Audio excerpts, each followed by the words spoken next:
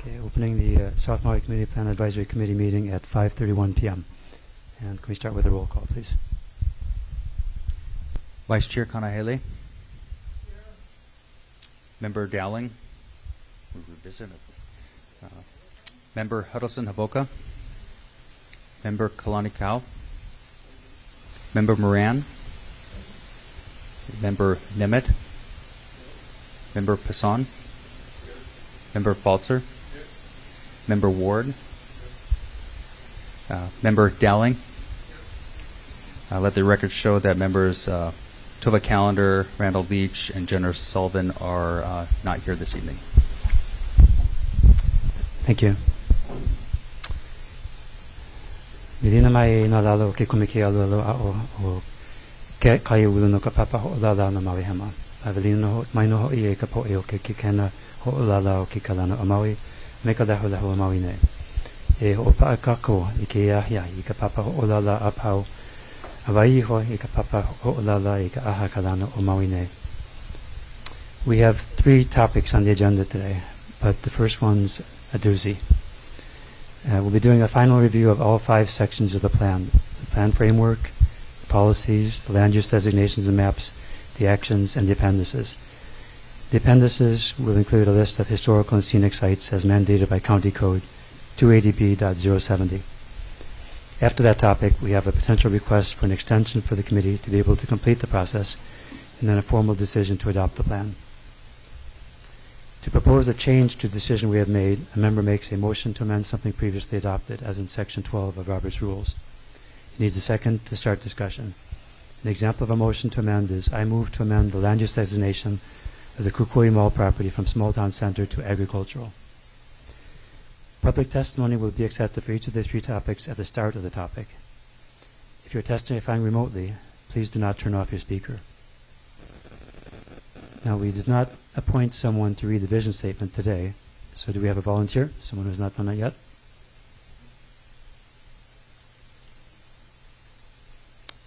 Okay, then I will volunteer myself. South Maui's beaches, coastal waters, and wetlands are restored and thriving, with affordable housing close to good jobs and a variety of transportation options, including safe walking and biking paths lined with trees. The region's businesses, parks, and neighborhoods are connected, maintaining the small-town lifestyle. Cultural resources are protected and celebrated, enhancing South Maui's sense of place. Since we're getting towards the end here, I just want to give you a small summary. So far, to this point, we have made 429 decisions, not counting the prioritization of actions, which were all unanimous, and not counting procedural decisions. 356 of those, that's 83%, were unanimous. 49 were a yes majority and 24 a no majority. Included among those decisions were 32 suggestions taken directly from public testimony, and there are several more that were influenced by public testimony. And my final item of housekeeping is just to remind you that Daniel wants his pillows back. So if we don't finish today, then maybe there'll be another opportunity, but otherwise I would count on returning them at the end of this meeting. Any other housekeeping? Before we get into public testimony this evening, I just wanted to remind the testifiers that we do have a 3-minute clock that's going to be running. Just to give the members enough time for discussion this evening, I'm going to be probably managing that clock a little bit more rigorously this evening, so I don't intend a 3-minute time. There's clarifying questions. You'll also be given a minute follow-up for that feedback. Thank you. So with that, opening for public testimony on item B, the updated draft South Maui Community Plan.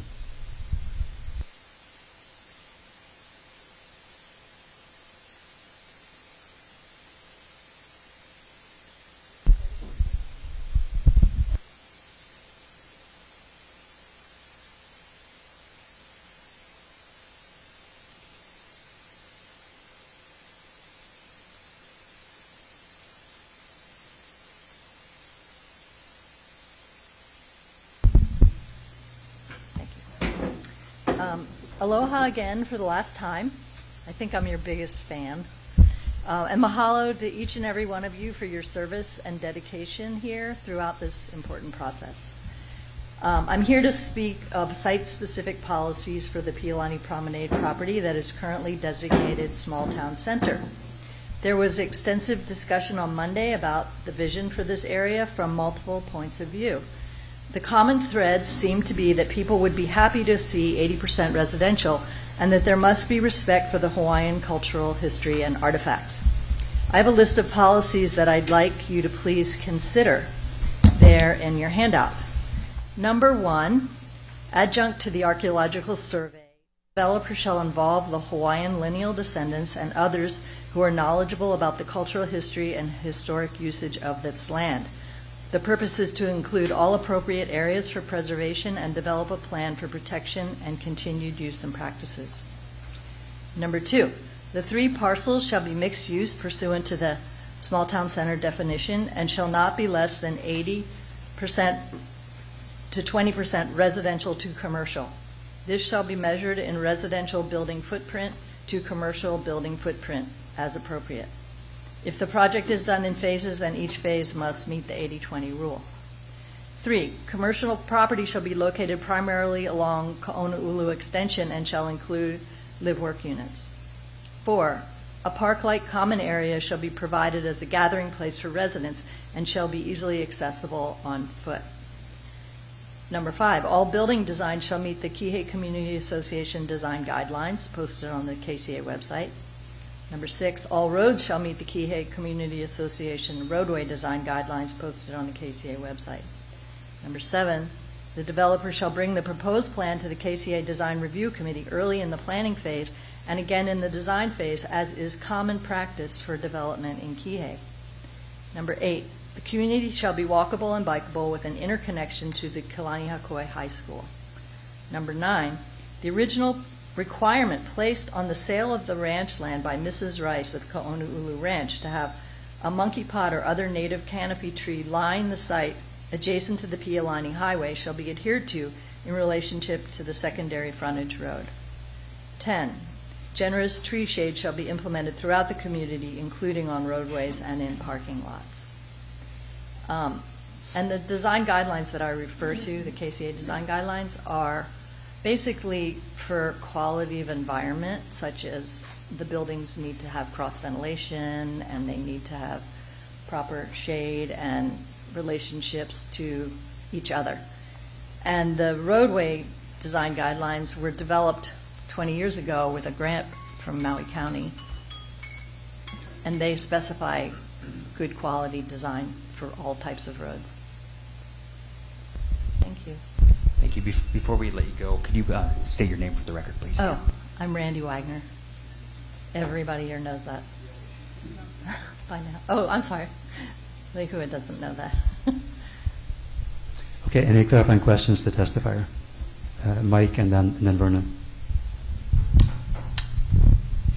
Thank you for consistently coming out, Randy, and speaking for our community. We truly appreciate it. I think you and I know it, but it doesn't give the link to the KCA website. Do you think that should be included? I think it should be a reference in the appendix, that the design guidelines, the building design guidelines and the road design guidelines should be part of the appendix of this document. As we referred to that in the other policies that were adopted for the ranch land North Kihei Mauka. Okay, thank you. I don't think I was clear. I was just looking for the little basic, if you tell somebody go to the KCA website, Oh, yeah. go Kihei. Oh, yeah. It is hard to find. You have to go under developers and then scroll down through all the documents available for developers. And there are the roadway design guidelines are there and the building design guidelines are there. Mahalo. So if anybody has a problem, maybe we can make that more clear on the website. Thank you. Vernon? Thanks, Randy, for making this. Oh, you're welcome. Yeah, we just reading it, and this is a good one. Thanks for doing that. Wow. Yeah, no, like, Because accountability, you know, he got to Yeah. uphold. Yes. So I gonna hold his hand Yeah. from that night, Monday on, you know. So, you know, for the number 3, Yeah. live work site, is that something like across St. Teresa Church? Yeah. Okay. They are commercial buildings, and there are also going to be some on in the new Krause Center where they're doing that big affordable housing project. Oh, There's right. some Yeah. down Hagai, in Central, Hagai, yeah. behind Hagai. That has having some commercial on the ground floor, but those are much bigger buildings than the Kayani. Yeah. Thank you. Thank you. Any other clarifying questions? Gary?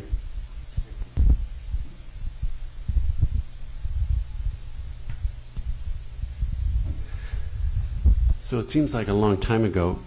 When were the design guidelines originally formalized by the KCA? Well, I know that you've been evolving over. 10 years ago, we started a report card, kind of like a lead report card with specific boxes to check. And it seemed that everyone was flunking, and people didn't like getting reports that they got 30%. So we dropped that, and we started just doing a principles, design guideline principles about proximity to schools, proximity to work, proximity to shopping. You know, how far can you walk, and is there space for green space for people to gather or to have gardens or to, you know, all the kinds of things. And are the buildings environmentally friendly? Are they, you know, one thing that's a pet peeve for me is seeing these apartment buildings, like especially the senior housing that's going to go up on Liloa, where it's double loaded corridors, so that all the units have one-sided windows and no way to cross ventilate. So if the power's ever out, those old folks are stuck in buildings with no cross ventilation. And so that's just something that's one of our guidelines, is to design buildings that have cross ventilation. And have you had pretty good support from the development community in terms of? It's hit and miss. Sure. You know, people, if they come early in the design phase, we have good luck because they're not invested in something. And they want the support of the community to be behind their project, because we go to bat for them if we like the project. You know, like this affordable housing project up here. That's a great project. The one, yeah, it's just right down there. And we support those projects. But the ones that seem exploitive and not responsive to quality of life, you know, like the Mega Mall. We didn't want the Mega Mall. Well, thank you, and like Mike, I want to thank you for the many, many hours you put in over the many, many years to help us understand how we can make this community a nicer place. Thank you. Oh, you're welcome. And, you know, it's been a real interesting period of learning and seeing development from so many different types of developers. Any other clarifying questions? Verna?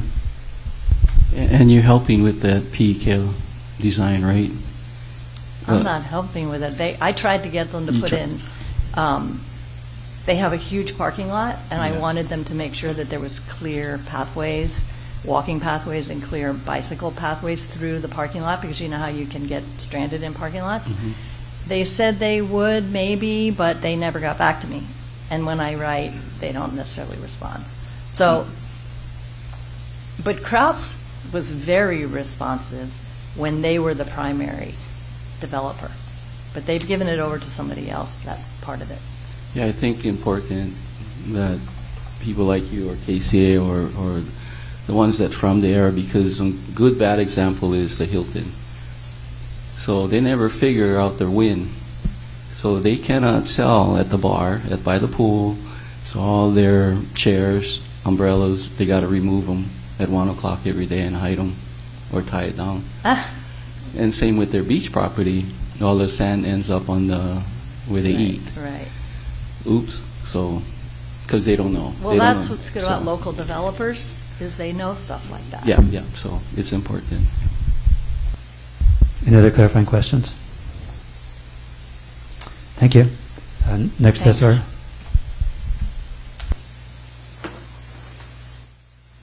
Do we have any testifiers online? We have one person signed up to testify, and that's Kaimi Judd.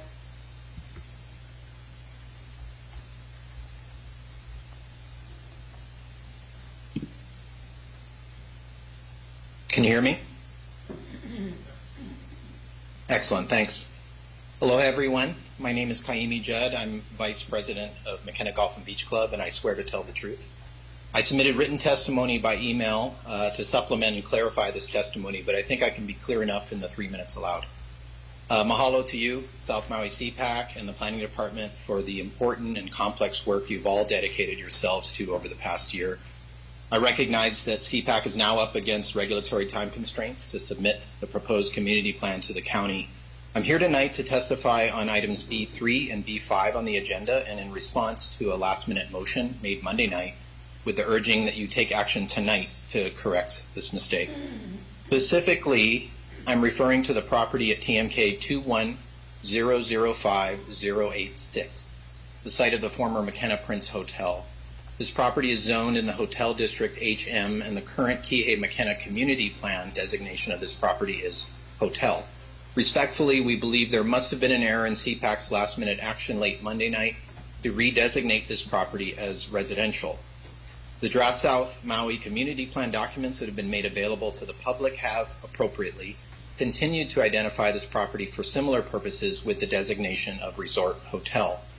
Nothing in the CPAC's agenda for the October 16th meeting, reconvened from October 11th, nor in the meeting materials and materials for the prior meeting, suggested that a dramatic and extreme change to the community plan designation for this parcel was under consideration.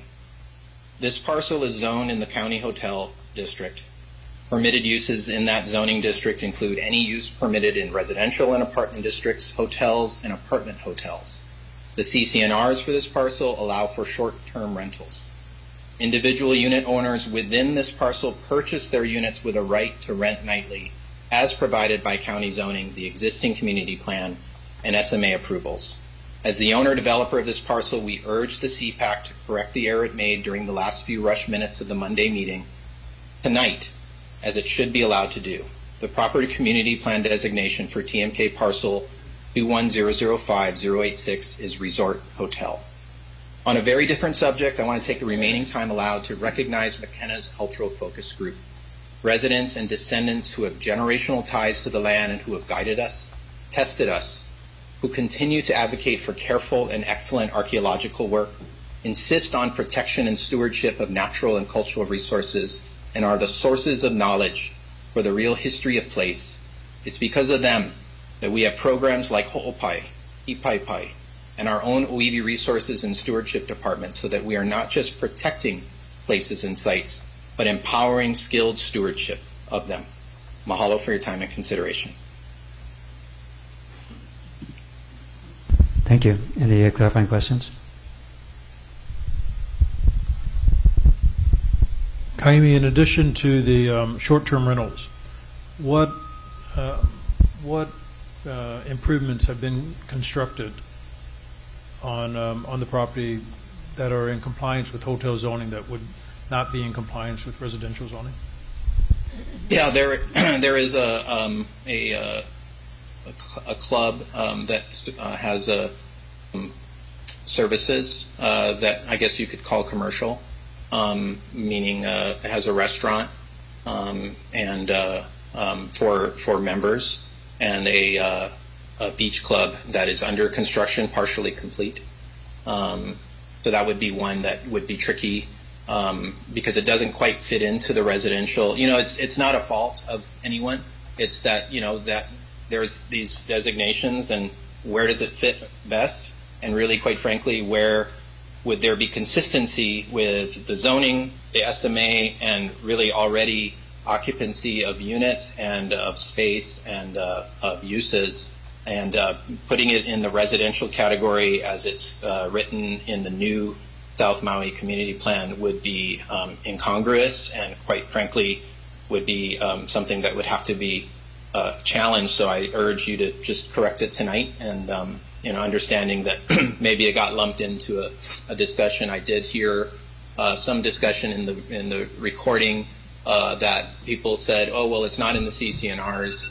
And maybe, again, it was very, at the end, I saw everyone was ready to get out of there, I understand. Just to be clear, it is in the CCNRs, and it is in the current use to have the nightly rentals. And besides what you pointed out, Everett, that would be a conflict if it went to residential. Thank you. Thanks. Any other clarifying questions? Thank you. Next testifier, please. Item B, there are no testifiers at this time online. Thank you. Last call for testifying on the, we have one here.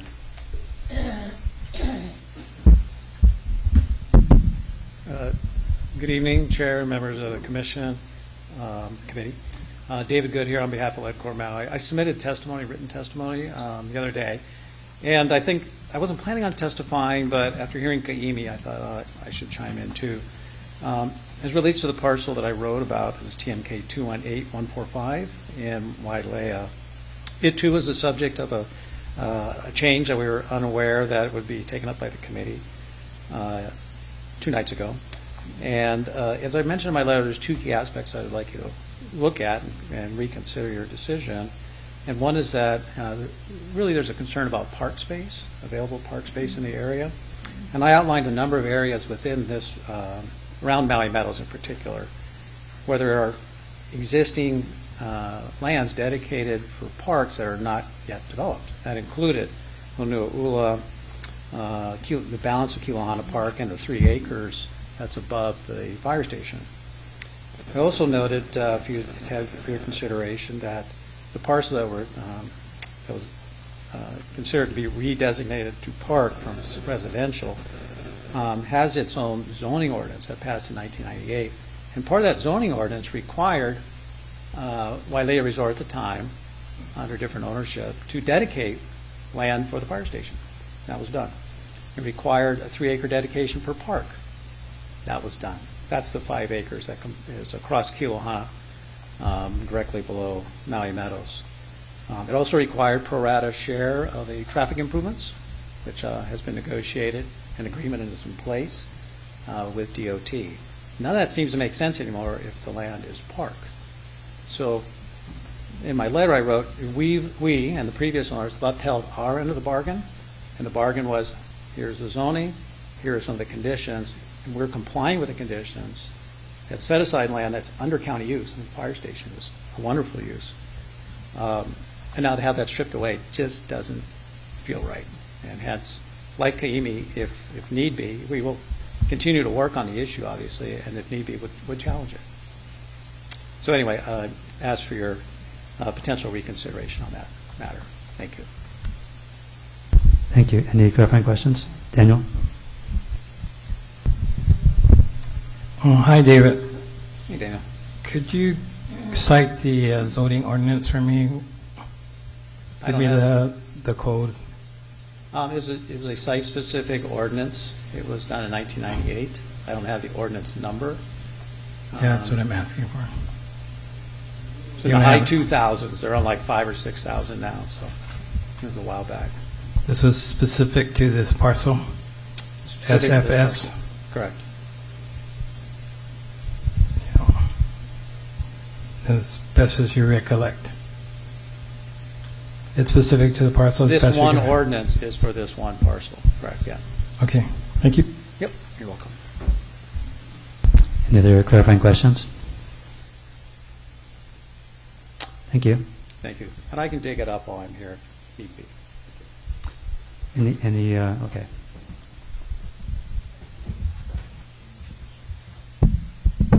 Hi, good evening, Commissioners. CPAC, thank you for being here. On the testimony regarding the old Maui Prince Hotel, if any of you have gone through there, there's quite of an investment that has been made there by the owners and by actually our citizens, the people they provide employment for. It is zoned hotel, and I think for 2 reasons in my little local mind, very simply. that we should keep it in hotel is because, number one, geographically, we want to keep the hotels by the hotels. We don't want them in our neighborhoods. We saw that through Airbnbs, people coming and going. And the second foremost in my heart of hearts is that these hotels provide the jobs, would provide the income for our children and our mo'opuna to rebuild their homes or to purchase their homes. Let us keep hotels by the hotels. That'll keep them out of our neighborhood. And I humbly ask you consider and think about the fact that these hotels bring in most of the revenue for the county of Maui and the state of Hawaii, which benefits right now all the organizations who are helping to rebuild Lahaina. There are ramifications, and I humbly ask you, for those simple reasons, in my little humble manao. Mahalo. Thank you. Clarifying questions? Okay. Last call again for any testifiers on item B. We have any new testifiers online? No new testifiers online at this time. Okay. Okay, closing public testimony on item B and opening it up for discussion. And I would like to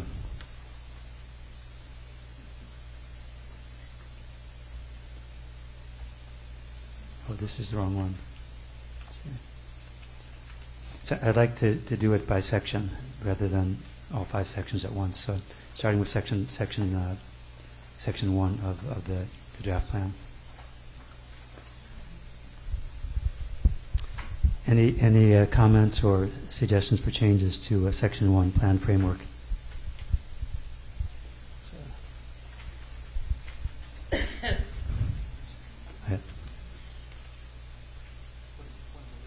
Yes. Can we discuss the land use maps? I would prefer to do it in order, so starting with section 1 and then go, and when we get to the land use section map, then discuss those, rather than doing everything at once. So the land use maps are in section 3. So it'd be B3 as opposed to B1.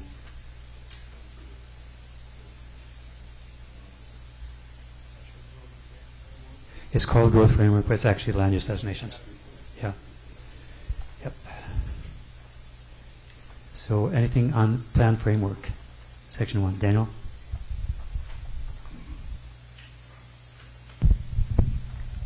I'm very close to the speaker, so hopefully it won't go off on me. But just on page, this is more of a comment on page 56.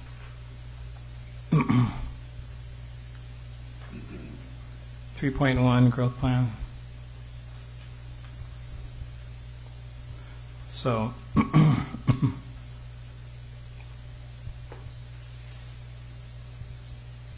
anyway, as she's pulling that up, so the growth framework is based on the population forecast for South Maui, based on the County of Maui Social-Economic Forecast Report. Daniel, Rob said to focus on section 1 first.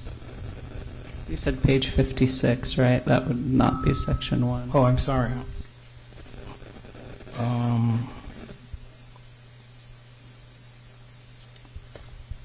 My apologies if I've jumped ahead.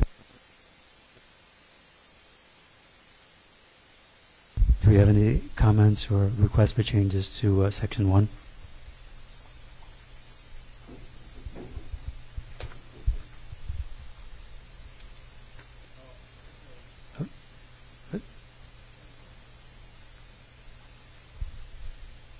Sorry, Chair. I see where we are now in the Okay. in the draft plan. Thank you. Okay.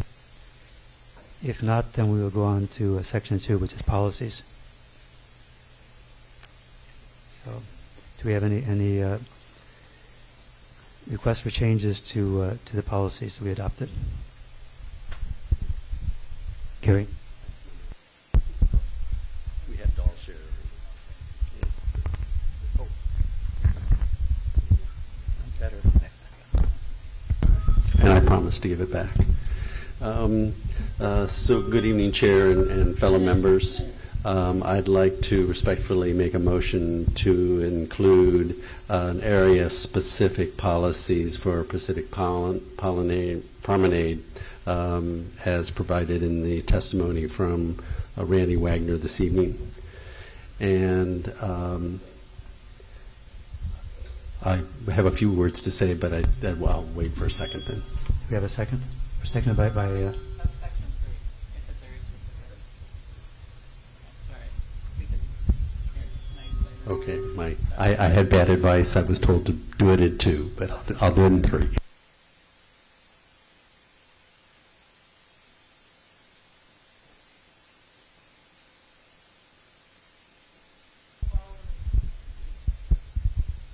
Okay, anything else on the policy frame? Any on the policies?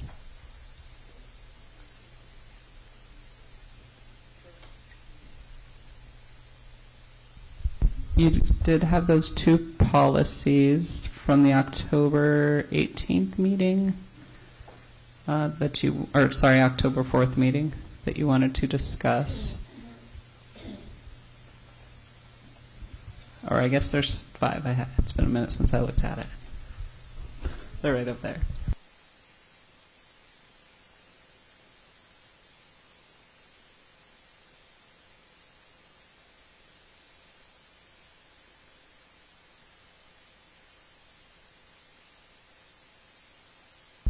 Okay. So mine that I had submitted testimony for October 11th for the next meeting, I think it was regarding 2.231. So page 39 of the policy framework, page 39. And so this, okay, wait. What was it now? I'd like to, what's that? Wait, let me read it in here.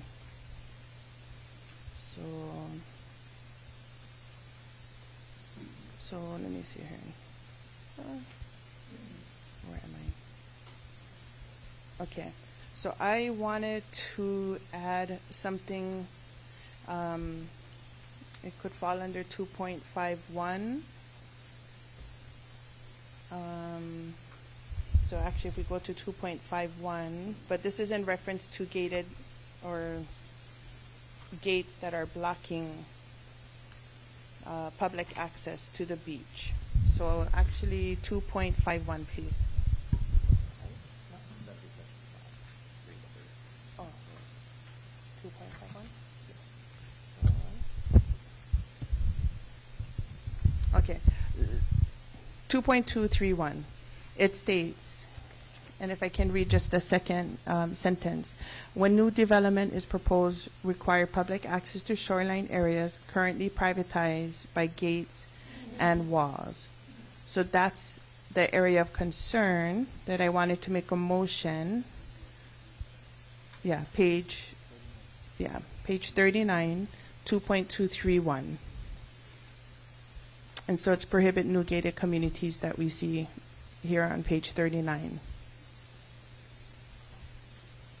So my reference comes from the 2.231, I guess, previous. Does that make sense? That this was a previous comment, because now it's different here.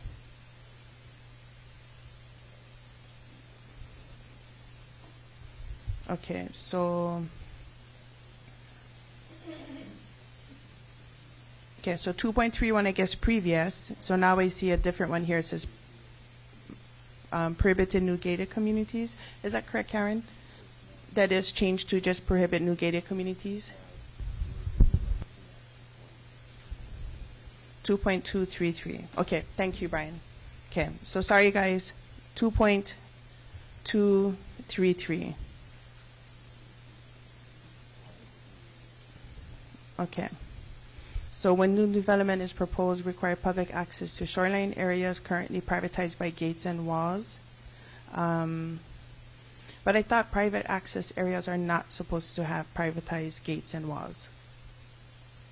So I wanted to make sure that we understood that. At our previous conversations at the very beginning of our committee meeting, I had wanted to make a motion to insert the following.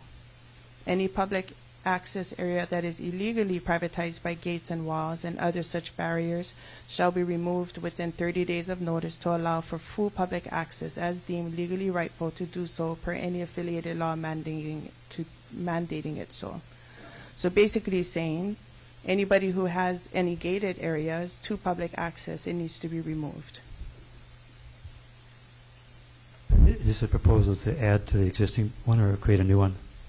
That's I wasn't sure if it would be adding to or create a new one. And then has been given tonight. I'm not sure where it would go. So I'm hoping maybe to get some feedback, but I definitely want it to be said that if there are gates up, walls up, and it shouldn't be, it needs to be removed. Because I remember this is access, yeah, to the beach. So I will take anybody's mana'o or try to help me formulate, but I think it's important that we discuss this before we proceed because this was something that was talked about at the very beginning. So any recommendations if it should be a new one or it could be added in? I think it could go in 2.233, and I second your motion.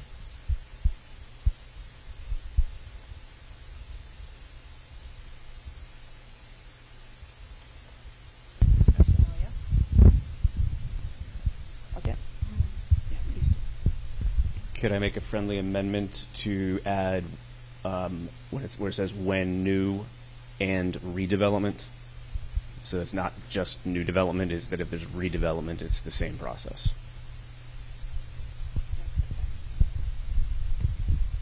Thank you. I accept that friendly amendment.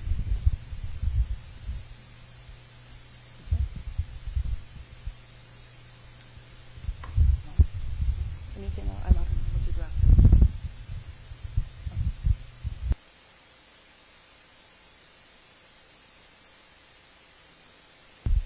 Any further discussion to get everybody clear on what's being proposed? It's kind of light blue there.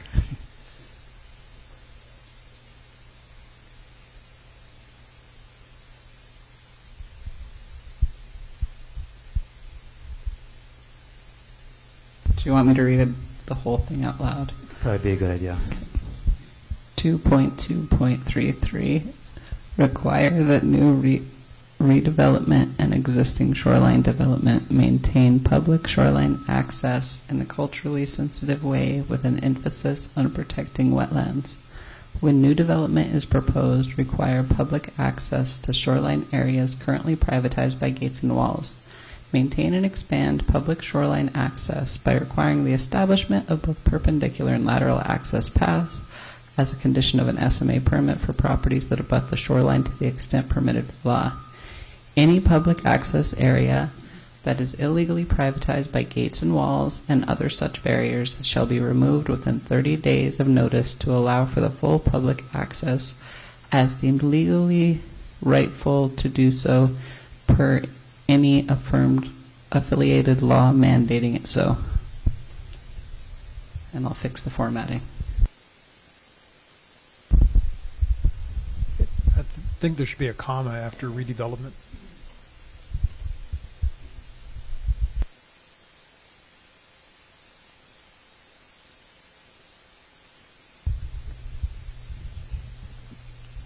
In the second sentence, do we need to have new and redevelopment? Or is it just when the development is proposed? Since we clarified new and redevelopment in existing. So remove new, so it would just say when development is proposed. Well, I guess it's a question more to planning of do we have to repeat new? Probably. Okay, so I would then put friendly amendment of new, redevelopment, and existing.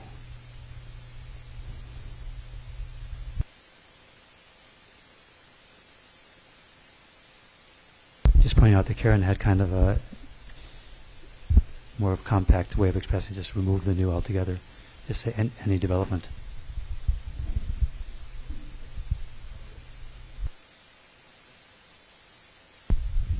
I guess that's what I was asking, is saying could we just take out new and just have when development is proposed? But I kind of got the indication that we should relist them all, so.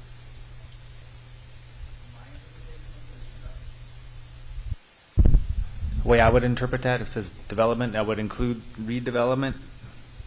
My suggestion is to make it clear, add both of them. So I'm fine with, my friendly amendment is to add both, so there's clarity, and nobody can kind of dance it, but.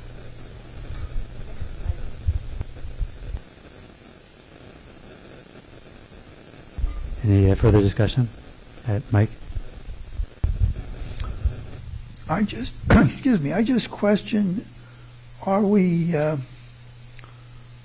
by stating this, are we proposing that we're going to allow shoreline development? I thought our concept was that we weren't going to build anything in this Lorexa. So I don't I mean, I support this concept, but I just question that. It seems that we're accepting shoreline development, new shoreline development. Mahalo.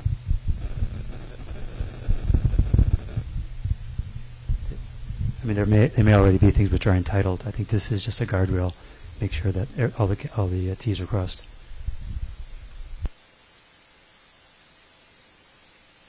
Thank you.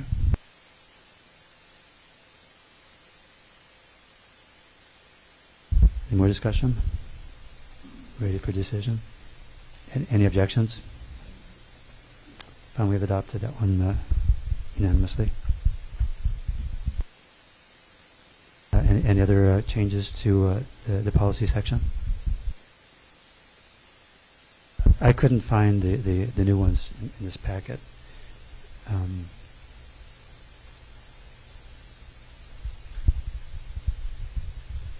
The new policies that are up there, they were handed out on the 18th, but you can bring them up now. Where the hell is that? I'll just find where my cursor is.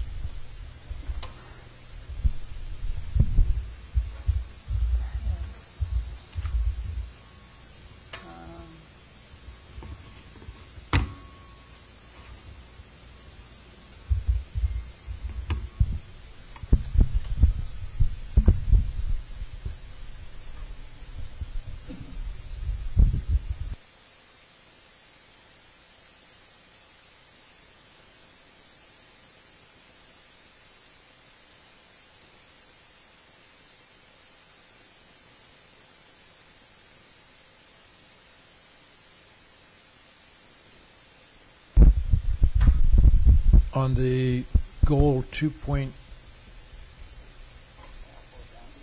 Thanks. Goal 2.2, the third bullet point down, replace all existing wooden power poles to metal and require metal poles for all new power poles installed. We recently tried that. I think last week we tried that, and the electric company rejected it. We tried to do it in the Hawaiian Homelands project that we currently have under development, and they, matter of fact, they so quickly rejected it. They rejected it over a weekend, like on the weekend, like Saturday. We received notice that that's not going to happen. So I don't think we can encourage maybe that all existing wooden poles, but it's a PUC regulated entity, and they shut us down probably within 24 hours on that issue. It's kind of dismaying because I mean, this one says replace, and you're just talking about new ones, right? You're talking about new ones should be. That's bad. I know they say that they're 5 times more expensive than the wooden ones, but lives are expensive too, and damaged property is really expensive too. Daniel, and then Brian. Yeah, the authority here is the Public Utilities Commission, and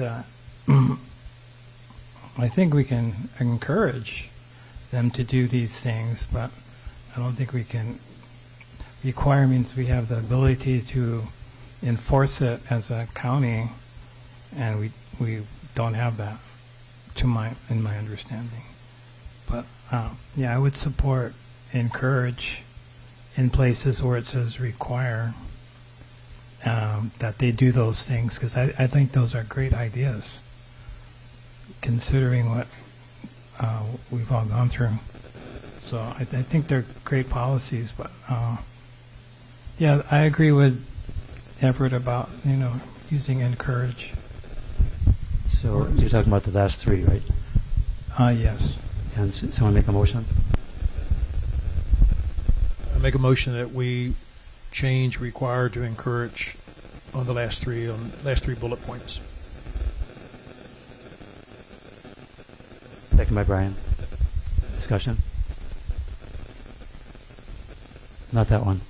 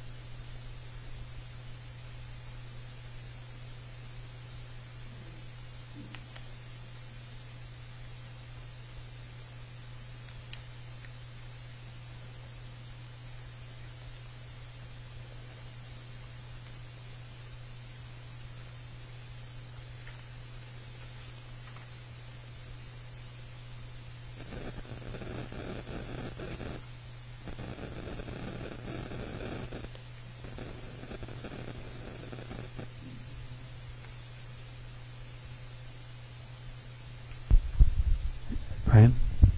Thanks, Chair. I just wanted to kind of give a point as to why these policies were being proposed. So in Wailea specifically, we're in the process of having a full community review for fire safety, for fire breaks, where we have potential risks, so that we can, as a community, take appropriate actions. One was the substation that is located near Hotel Wailea. When that was inspected, and we're not done inspecting, but this was one of the key highs, that the fire, or all the poles back there are charred black because of the previous fires. And it just raises the question of, there was obviously a fire there before. The sub area, or that area around the substation, is not clear. It does not have the proper protection, and we already have burnt poles. So it just, to me, it just seems like it's a red flag. Like, if you know that the fires are there, we've had multiple fires post then. So just to give context of why I was putting these forward, it's based on starting that inspection and seeing some of the things that we've already experienced, and we still have burnt, charred poles. So just a little context for everybody. Any other discussion? Brennan? Question. This is going to be for Kavika or Karen. So, it just came to mind. Miko going to do some work in Lahaina. They're going to have an art person on site. So, for us in South Maui, and this is a prelude to consulting with Waiko Road project. So Miko wanted to move the pole. There's going to do some testing And then if they oops, then the AIS kicks in.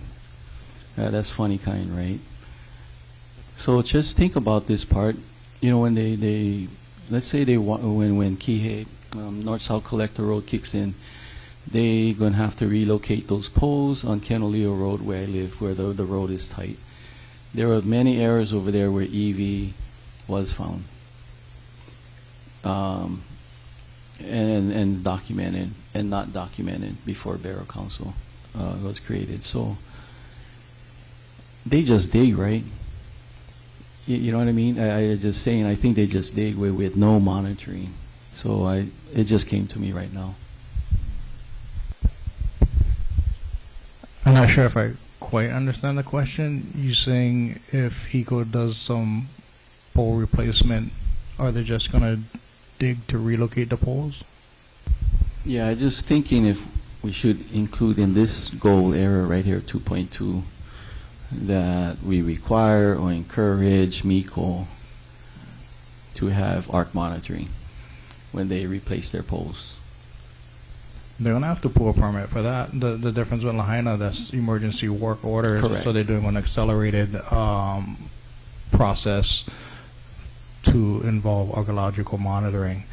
But in South Maui, they would go through the normal permitting process in which it would likely go through 60 review, and depending on the amount of excavation, more than likely require archaeological monitoring. Okay, good. But also those poles that were installed like moons ago, they're going to have to come out and be replaced, you know, most likely in the same hole or next to it. That's the part where I'm just thinking.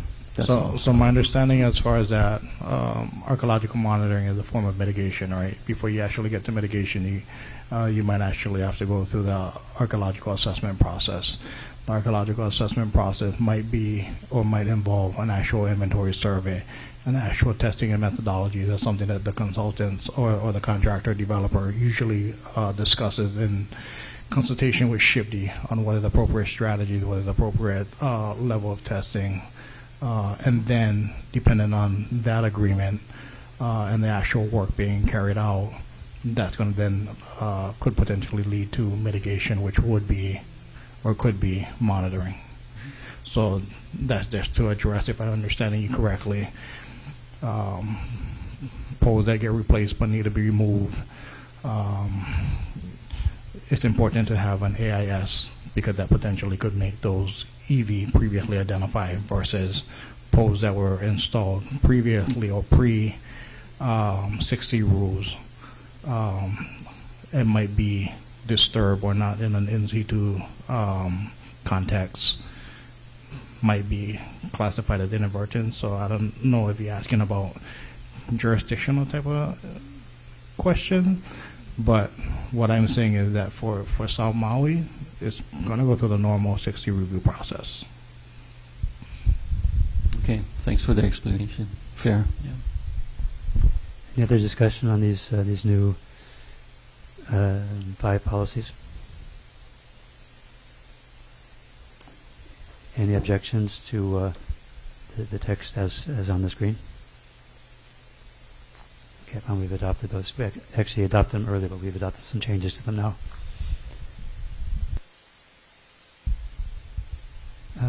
Let's see, any other changes to the policy section?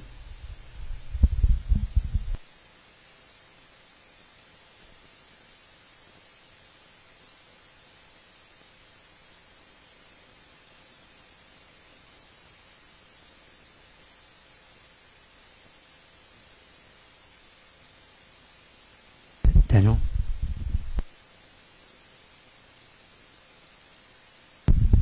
I just wanted us to look at 2.1.22.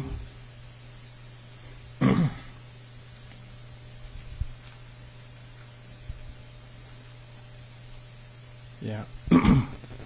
I think it's more of a clarification for me.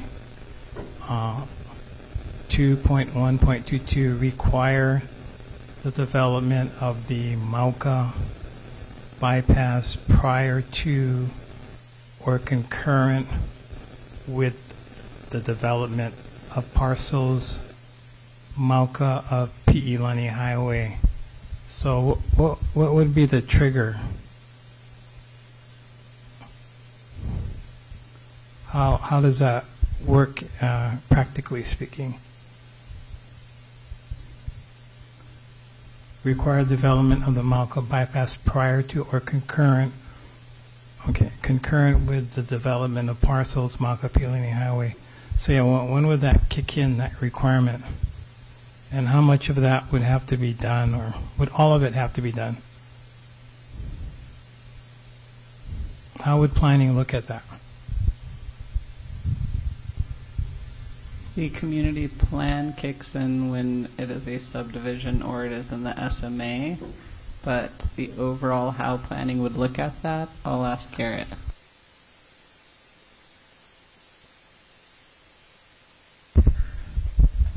No, that is a good question. Again, aside from a subdivision process, to your point, Daniel, again, it's, as currently stated, we don't really have a trigger outlined. How far down do we drill? Require the whole bypass before anything goes. I look at this more as an aspirational one versus, what other triggers do we have in the current code or amendments to development code that would clarify. Currently, we don't have anything else beyond that I'm aware of that would address it. So, say if you started building out, right? Things started building out. Pi'ilani Promenade, Kihei Mauka, R&T Park.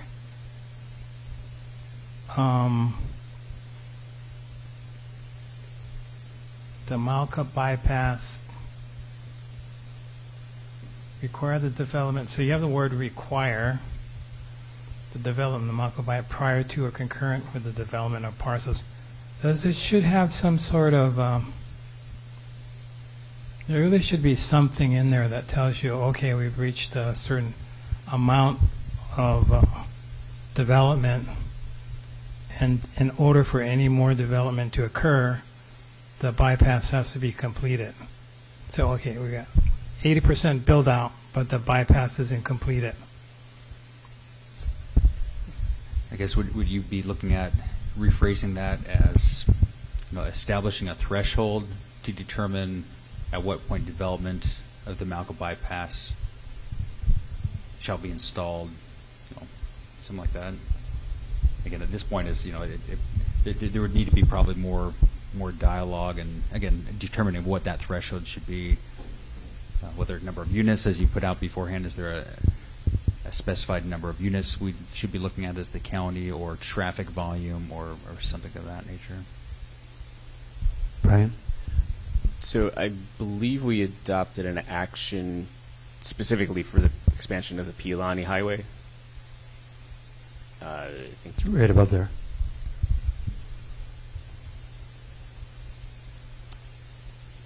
So I guess, Dan, are you questioning more the bypass versus the Pi'ilani? Or both? No, specifically the bypass, because purpose of the bypass or any kind of Mauka road is to alleviate traffic on the existing roads, and if it doesn't do that, then we're kind of screwed. So, for example, my understanding is there's a trigger for the addition of a 800-foot stub lane on Pi'ilani Highway to be built by Leadcore, and there's I think it's 155 units. Once they pass that threshold of 155, my understanding is they have to complete that stub lane. So something along that line, which would require them to, I don't know how you want to break it down, 20% complete by a certain point, 50% complete, some sort of guideline.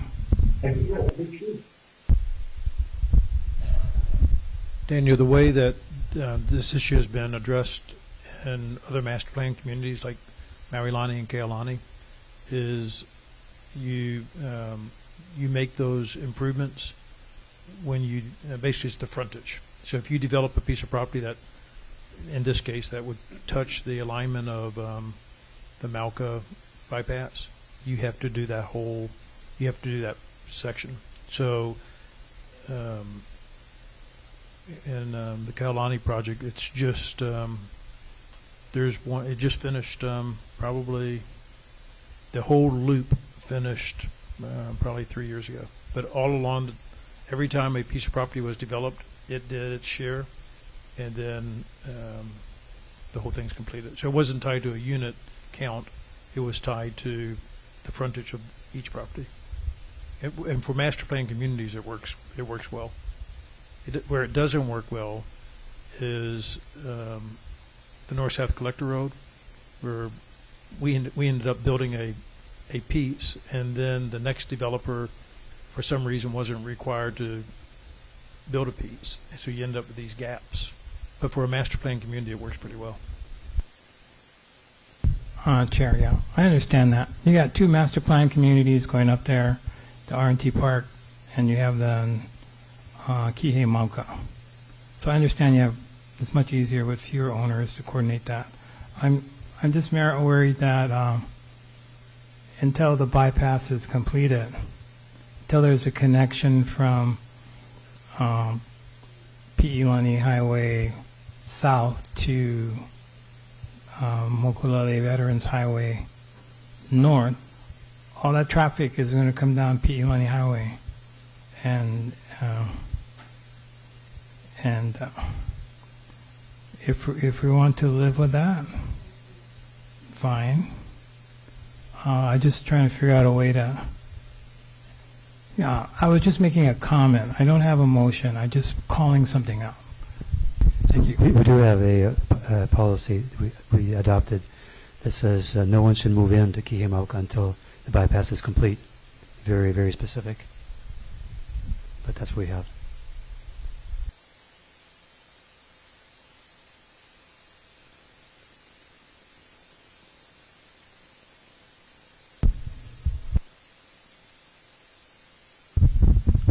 Planning,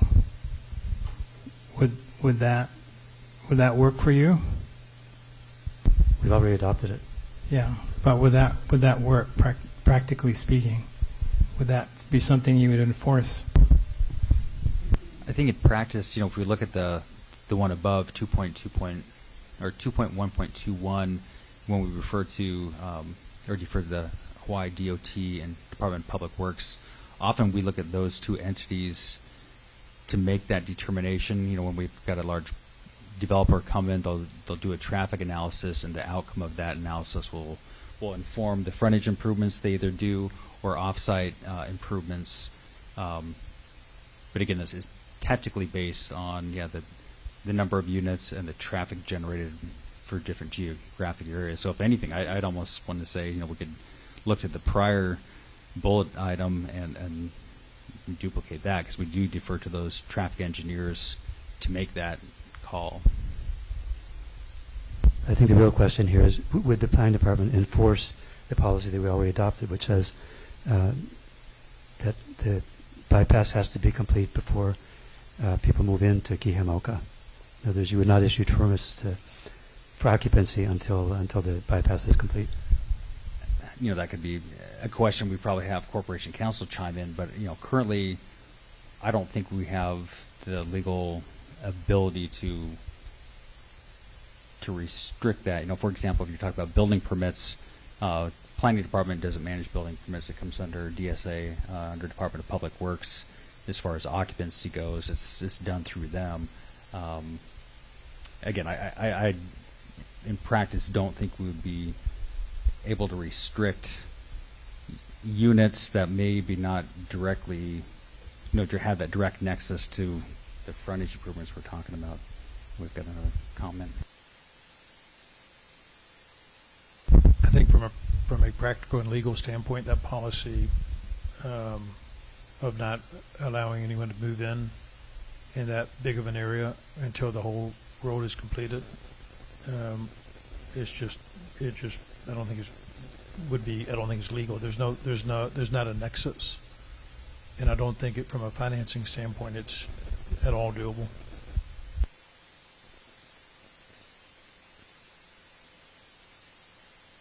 So, of course, the point of this is we don't want people living up there with no way to get out if there's a fire. It's just common sense, and I think it's been kind of reinforced by what we've seen in the last 2 months. Okay, anything further on this item? Do you have a motion? No, okay. Anything else, any other items on policy? Anything to change? Daniel?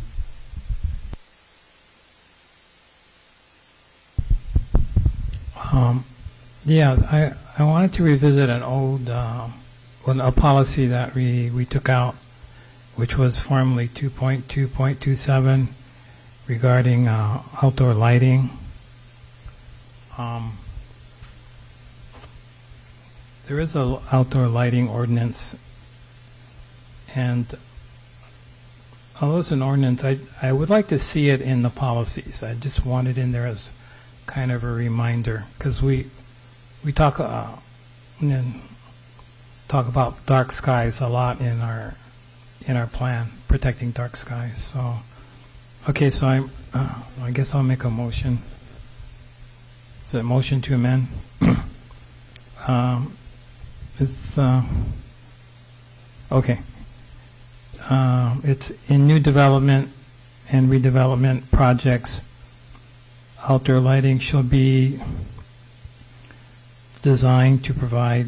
I'm just going to read it out and then I'll read it slowly. The minimum required by the Maui County lighting ordinance to respond to human needs, protect native species, and preserve the dark skies. Did you get that, Kara?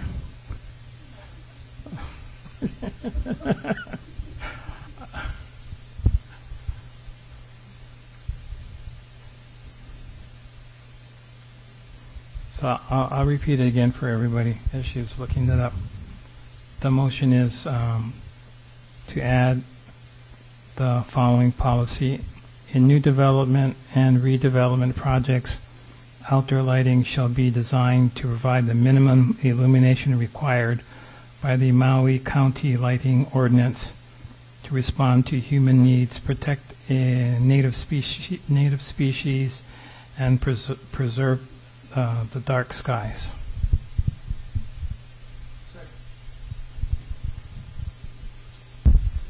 Second by Mike. Discussion?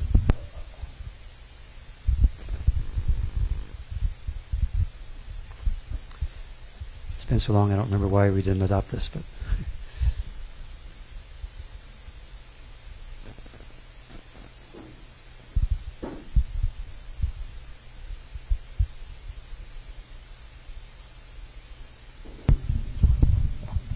yeah, that's the one. So yeah, in new development and redevelopment projects, outdoor lighting should be designed to provide minimum illumination.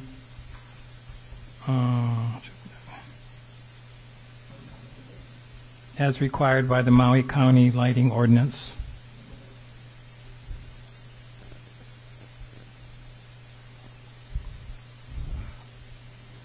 As required by the Maui County Lighting Ordinance.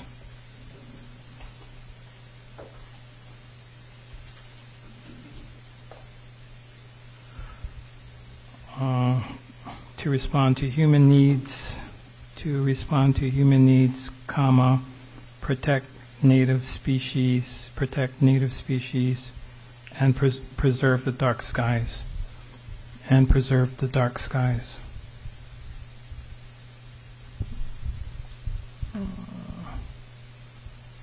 Yeah, that looks like it.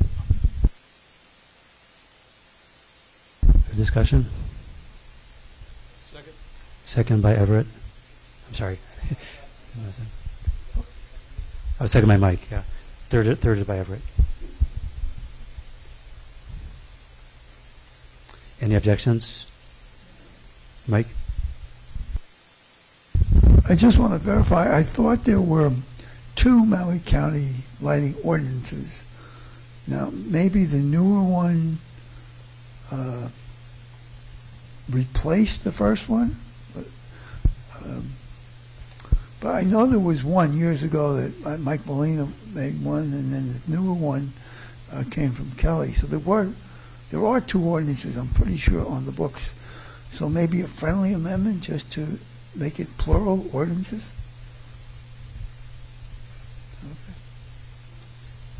How about instead of citing ordinances, just stopping it to provide the minimum illumination, and then to respond to human needs, protect native species, and preserve dark skies? So you're not referring to an ordinance that may change.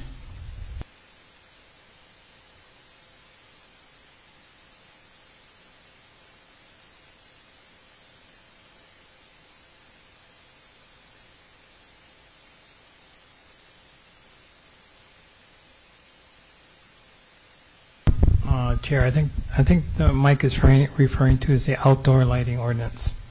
That was what was amended to the lighting ordinance, the outdoor lighting ordinance. It is the ordinance. I'd like to put outdoor. Change my motion to say Maui County outdoor lighting. Yeah, thanks for that, Mike.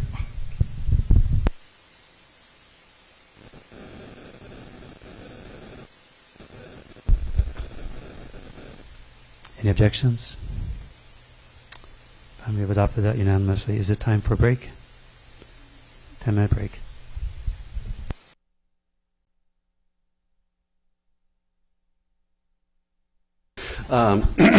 Good evening again. I'd like to make a motion to include an additional area-specific policy as provided to all the members tonight, and as taken from the testimony of Randy Wagner this evening. And then I'd like to make a few comments if there's a second. Second? Oh, I can't give this one to Everett because he just barely missed the last one. Warring seconds. That's great. We had a very lively set of conversations last week, and I want to thank everybody for their transparency, their honesty, their perspectives, and it really, I think,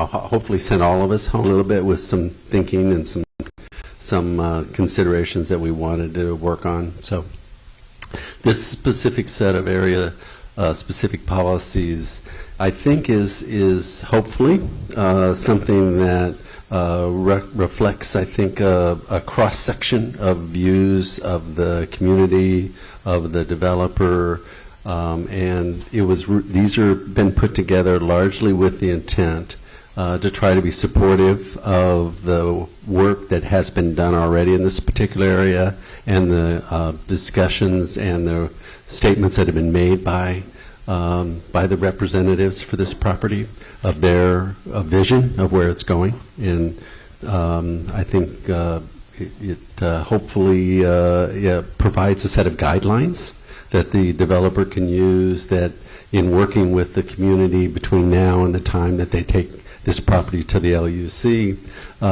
means that when they get there, there'll be a support for the project, and that it's a project that both sides will feel meets their needs, and hopefully has the right balance of use that is reflective of the community's interest.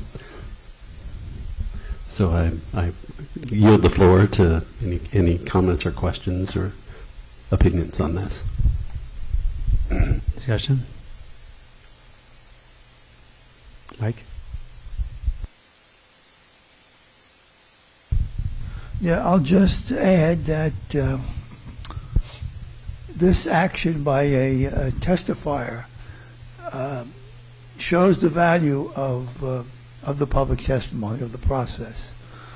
And even though this particular testifier has consistently come in, but the fact that we have the online testimony available shows what an important part of the whole process is it's not just us who sometimes feel like we're suffering through long meetings going on forever, but when you're bringing the community in, it really becomes a community plan.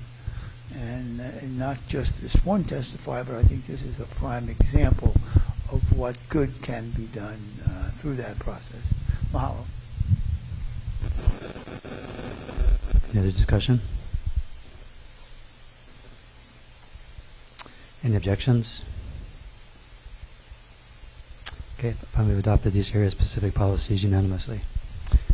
Anything else in the maps and land use designation section? Daniel, and then Everett. So, sticking with the Pi'ilani Promenade,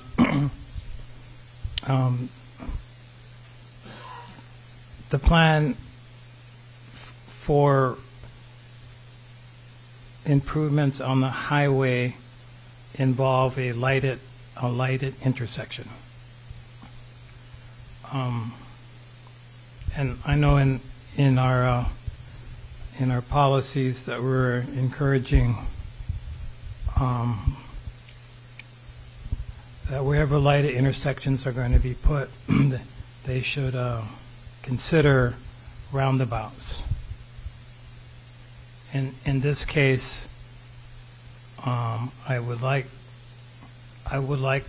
to, with this particular project, because it's an LUC condition, I don't know if it's a condition, but it's something that has to go before the Land Use Commission state that I would like to encourage, I guess I'd like to amend and add the policy to encourage, I can't use a stronger word, encourage a roundabout instead of a lighted intersection.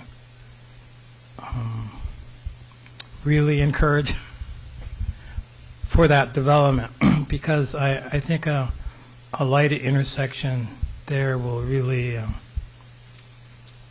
slow traffic down. Mainly think with that it's a safety issue because with a lighted intersection, people can cross more safely. There is going to be an overpass built somewhere in Pi'ilani Highway, so there will be an overpass. But yeah, I'd just like to make a motion that we encourage instead of a lighted intersection at the segment of Ka'onu'ulu Upcountry Road that it be a lighted versus a roundabout instead of a lighted intersection. Second by Mike. Discussion? We do have a policy to encourage roundabouts at every intersection on Pi'ilani Highway. Yeah, I would just voice that with the current roundabout, traffic experts have said that roundabouts work best when there are a series of them. When you put a lighted intersection on each end, it defeats the roundabout because of traffic. So that we have the one. Granted, we can't do much. I don't think the state is going to go and undo the signalized intersections we have in. But at that particular segment, that will, if you put another signal light so close to the current roundabout like we have going south, it really is going to be a tough situation. And we can't make the state do it, but we can certainly try. So encouraging is a good thing. Mahalo.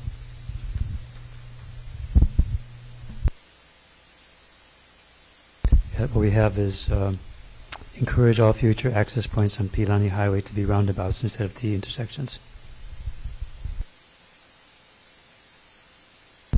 Yeah, Chair, I'm aware of that. I'm just, as Mike explained, that the importance of calling this particular intersection out more is because having what Mike just expressed, it just reduces the effectiveness of the existing roundabout.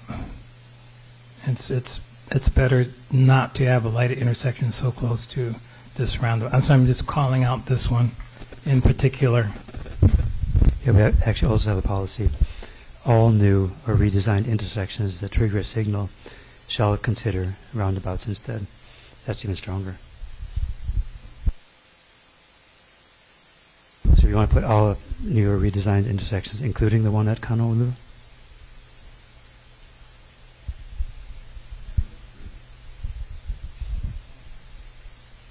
Is there a second for that? Mike seconds that.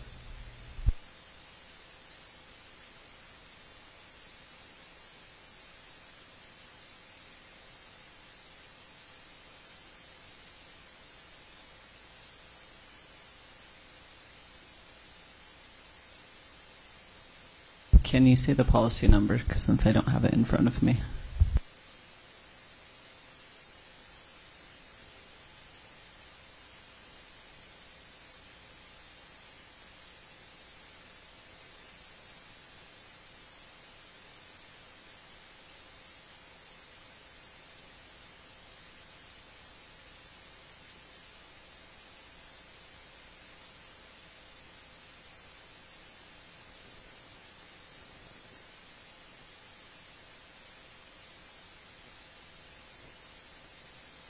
Discussion?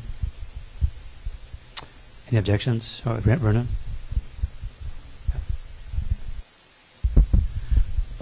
So I know, Dan, you're talking about that one. Yeah, the light over there will be funny kind, is calling them that. So the roundabout, considering that there's one right down the road, that would keep traffic flowing. And so my question is, because I heard from other community meetings along with KCA, so if KCA's plan is to put more roundabouts on Pilani Highway, like Lipoa and Pika on Pilani, then that becomes a boulevard. Traffic will be a lot more slower. So if that's so, then I think we cannot stop thinking about we need one Mauka Highway, because if that's the intent of putting those roundabouts at all traffic lights, and I think putting one at where Daniel is talking about, I think that's appropriate. But also there's going to be one on Kenoleo Road. So right below that roundabout on Pilani Highway, going to get one right down there before you reach the Hilton. So that's the north-south collector road. So you're going to have one more on the north-south collector road at Waipuilani and one more roundabout on Kaunulu Road. So we're going to be, the mecca for roundabouts. But just think about that. If we're going to do that to Pilani Highway, then we got to look Mauka for a quicker exit, access, whatever, highway. Any objections to the proposed motion? And we adopted that unanimously. Anything else on? Oh, actually, that was about policies, right? I thought we're on the. Okay. Do we have any more policies? It was supposed to be area specific. It's fine to go back. It's all on the agenda. Okay. Yes, that was actually not. That was not an area specific policy. But does anyone have anything more on the?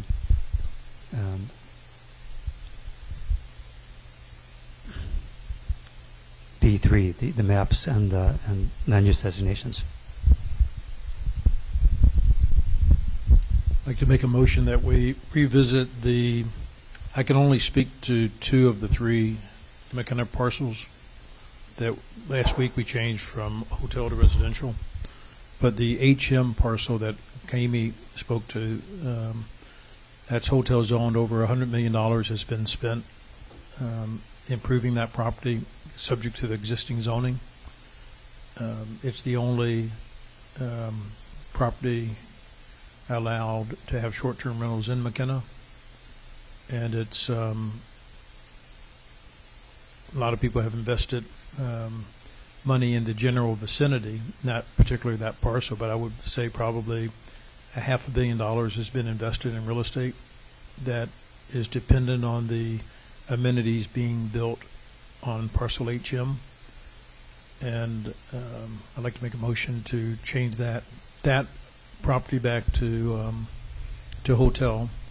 The Malawaka property, which is the long, narrow property where the cursor is now. I misspoke last week when I said that I didn't see a problem with changing that from hotel to residential because the CCNRs and the unilateral agreement that's part of the zoning code doesn't allow short-term rentals. But changing it from hotel to residential would create an inconsistency between the community plan and the zoning, which would complicate SMA permits required to, there are 2, 3, 4 undeveloped lots there. 3 are in for permits right now. But if down the road, if somebody wants to make an addition or renovation to their house, it would complicate their SMA process. So I think I can't speak to the parcel where the cursor is now, but the other two, the HM parcel and the Malawaka parcel, I'd like to make a motion to change those back to hotel from residential. I second.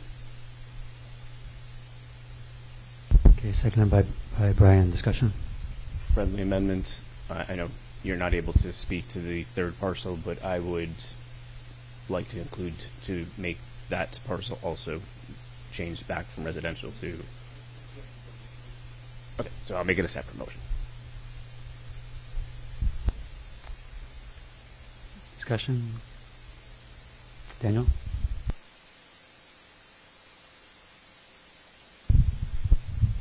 Everett, can you make a friendly amendment to separate the parcels and vote on them one at a time instead of combining the two? I'm going to start with, what are you calling it, the HM parcel? Can we just make your motion for the HMM parcel only? Yes. Okay.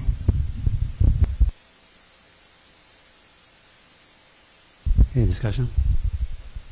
Behua?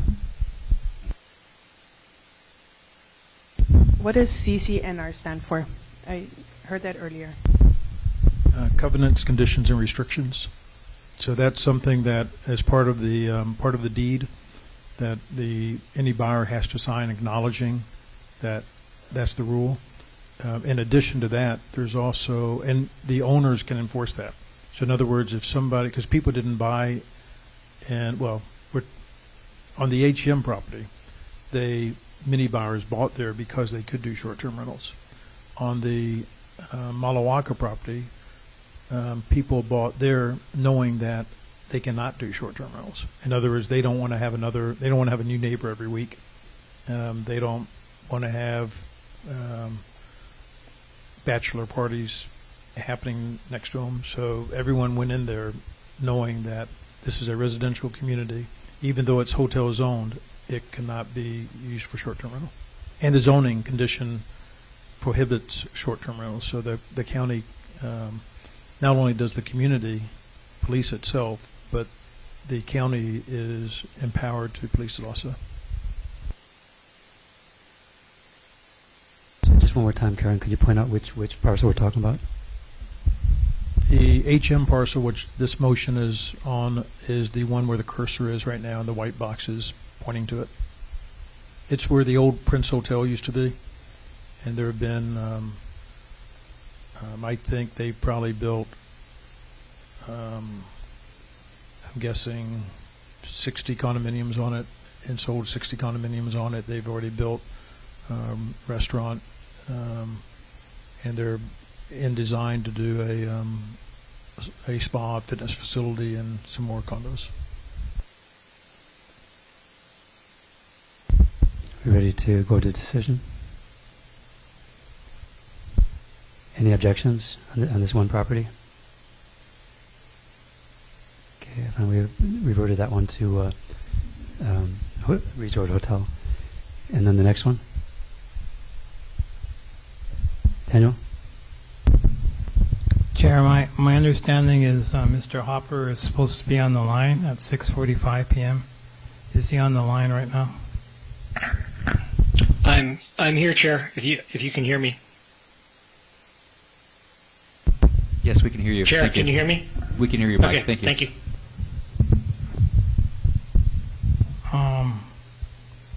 Yeah, Chair, I think I'd like to ask Mr. Hopper some questions as we move into Everett's next motion regarding changing the Malawaka Beach Estates. Is that the name? Correct name? I think we just refer to it as Malawaka. I'm not sure the 13 lots. Are there 13 lots there? 19 units total. Well, on 13 lots. Actually, they're 14. They're 14 lots. And they're lots that owners buy and they build their own homes. Is that correct? Yes. Okay.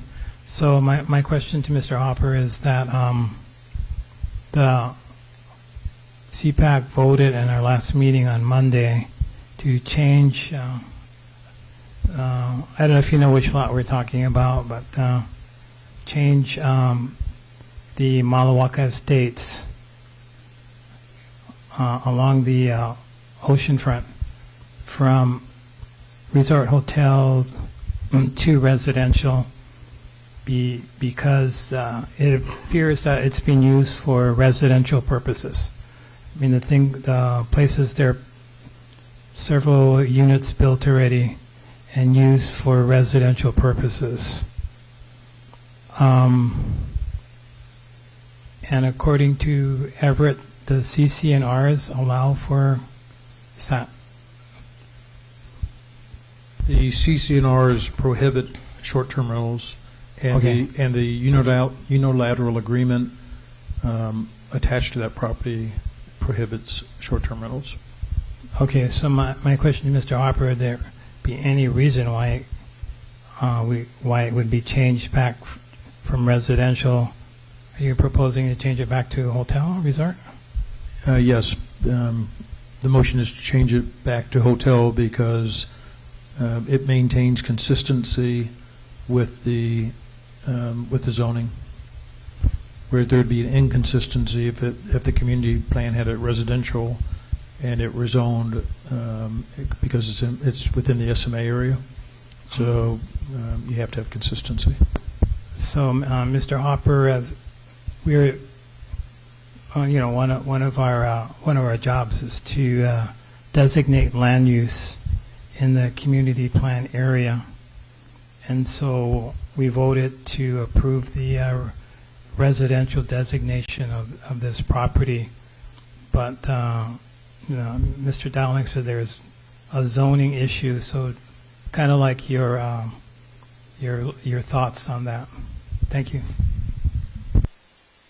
I would, Mr. Chair, I think, say a few things. One is to confirm Mr. Dowling's understanding. I don't know if there's a copy of the CC&Rs or, and I'm not sure which unilateral agreement, if we're talking about a zoning agreement, a change in zoning that's a condition of zoning that could be reviewed. If a change in zoning condition had a limitation there, that would be interesting because I'm not sure why you wouldn't just get a change in zoning to residential rather than to hotel resort. But the inconsistency issue can come up, but if there's a confirmation that the actual use is residential, there may not be as much of a legal issue. However, because of the consistency issue, I could see wanting to keep it hotel resort, because if someone comes in for an SMA permit or other discretionary permit, and the planning department could maybe confirm this, but there will need to be a use consistency determined. It is possible that having it as residential and hotel resort zoning may not be as much of an issue if it's confirmed that the the residential use is something that's allowed in the hotel zoning, and I believe it is. Again, that's something to have confirmed from the department. So I'm not necessarily as concerned with that change as I potentially would be with a separate change involving a 23-acre parcel that I know was discussed Monday. But as far as this area, I would, before creating that inconsistency, have confirmation of the statements about the CCNRs, the statements about a unilateral agreement, why there's a unilateral agreement. I don't have that verification in front of me, but and I would also say, as far as taxation or other issues, I don't know if changing the community plan would necessarily resolve that. I know that was part of the discussion, but the zoning may need to be changed as well. So I am operating a bit without all of the facts here. No, I will say, going community plan to residential, if there's actual hotel operations going on, could be potentially problematic from a legal perspective. If there's a confirmation that there is none of that use going on, though, that could be potentially an option. I would think you'd also want to look at, not necessarily you, but the department and the council as part of this would want to look at a rezoning as well if it's actually a residential parcel.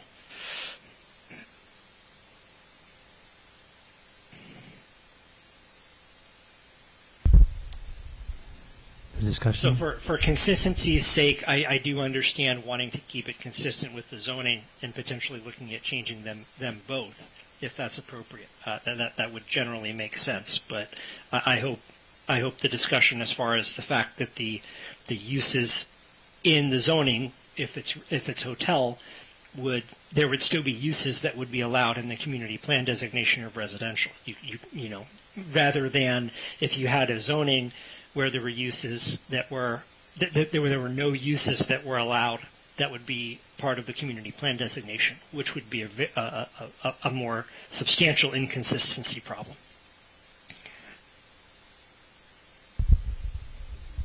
I think it boils down to: is the department going to work towards making it residential if we change the community plan? Mike, I can read you the from the DCCNRs. Rentals are prohibited in all resort residential units. Each resort residential unit shall be occupied and used for residential purposes only by the owner and the owner's guest. A resort residential unit, and this is referring to the Malawaka property, may not rent his unit at any time to any third party. Yeah, I mean, the only issue with CCNRs, though, is that they can be amended. They can it generally has to be by a 2/3 vote. But I was a bit more interested in the unilateral agreement issue, because if there's a actual county zoning condition or something along those lines prohibiting it, that would be a bit more solid of something that couldn't be changed without the county approving it. So if you mention a unilateral agreement, I mean, the CCNRs, that's helpful to know as far as what the actual use is supposed to be, but those can be amended technically if there's a vote from the owners. I'm looking for the unilateral agreement. Yeah, I'm looking for the SMA right now, and the SMA approval. Is this it? Yes, SMA approval. SMA approval, which is June 15th, 2009. SM1 2005-0015, and in here it says that hold on, actually that's a I'm looking at the wrong one. I need to go to the November 17th, 2006. Let me find that one.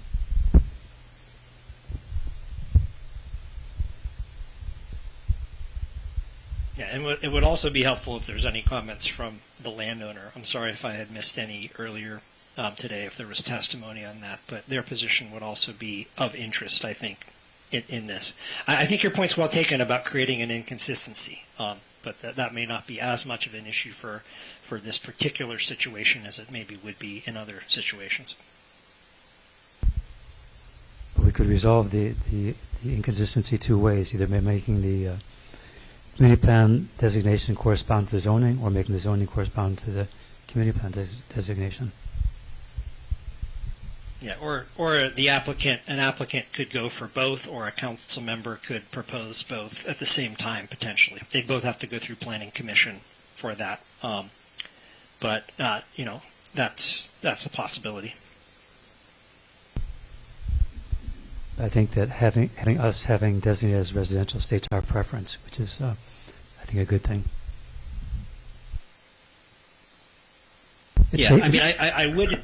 I would generally say creating an inconsistency is usually not something, usually has legal problems with it. But if you're giving a specific factual situation like this, that there can be exceptions to that potentially.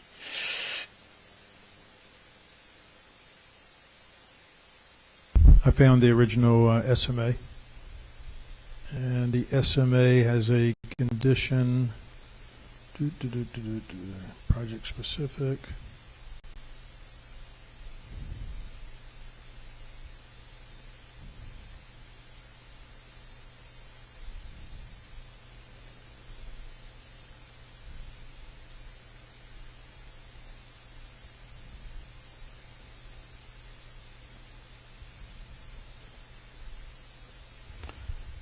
As represented by the applicant, the use of the property shall be limited to long-term residential use, occupancy of 6 months or longer, and it shall be included in the CC&Rs of the property documents. And that's number 29, condition 29 of the November 17th, 2006 SMA approval. And that's SMA, that is SMA 1/2005/0015. And this, do we know if there's any unilateral agreement that went along with that? Sometimes SMA conditions are recorded on the property. I mean, this isn't necessarily, Mr. Dowling, up for you to figure out, and potentially, and the information's helpful, but I mean, I don't know if potentially I developed the property. I developed the property. Oh, okay. Well, then you certainly would have that knowledge. We would also, I mean, we'd want this confirmed by the department, but if we're talking about this designation, again, this is a recommendation to Planning Commission and the Council, so this can be verified through that while that process goes on as well. But do you know of, as developer then, do you know of any recorded, there's a CC&Rs recorded, but anything recorded on the SMA conditions that would have those requirements directly enforceable by the county as a unilateral agreement, which, as you know, would be a potential method for requiring county requirements run with the land? I do not. I can't say with certainty that, wait, hold on, maybe this is it. I can say for the other two, well, I can't speak to the other two.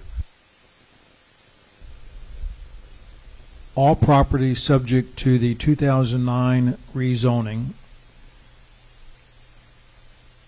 had a unilateral agreement recorded that said no short-term rentals would be allowed. Now, that's really interesting because I'm not sure why you would have zoning to resort at that point. I think you would have your zoning go to residential in that situation. Just as a separate issue, I can't speak with certainty that there's a recorded unilateral agreement on the Malawaka parcel. On all other properties, on all properties subject to the 2009 rezoning, there is a recorded unilateral agreement specifically stating that no short-term rentals would be allowed. Okay. Yeah. I mean, again, I don't disagree that what you've provided is correct. I would just want the department and to have this all verified before the plan's finalized. But I mean, if it's correct that there is an independent county requirement that no short-term rentals are allowed in hotel resort, then changes from hotel resort to residential would seem to be in order in those cases. Again, subject to that verification. But, I mean, I think that point's well taken, that if there's actual covenants prohibiting that use,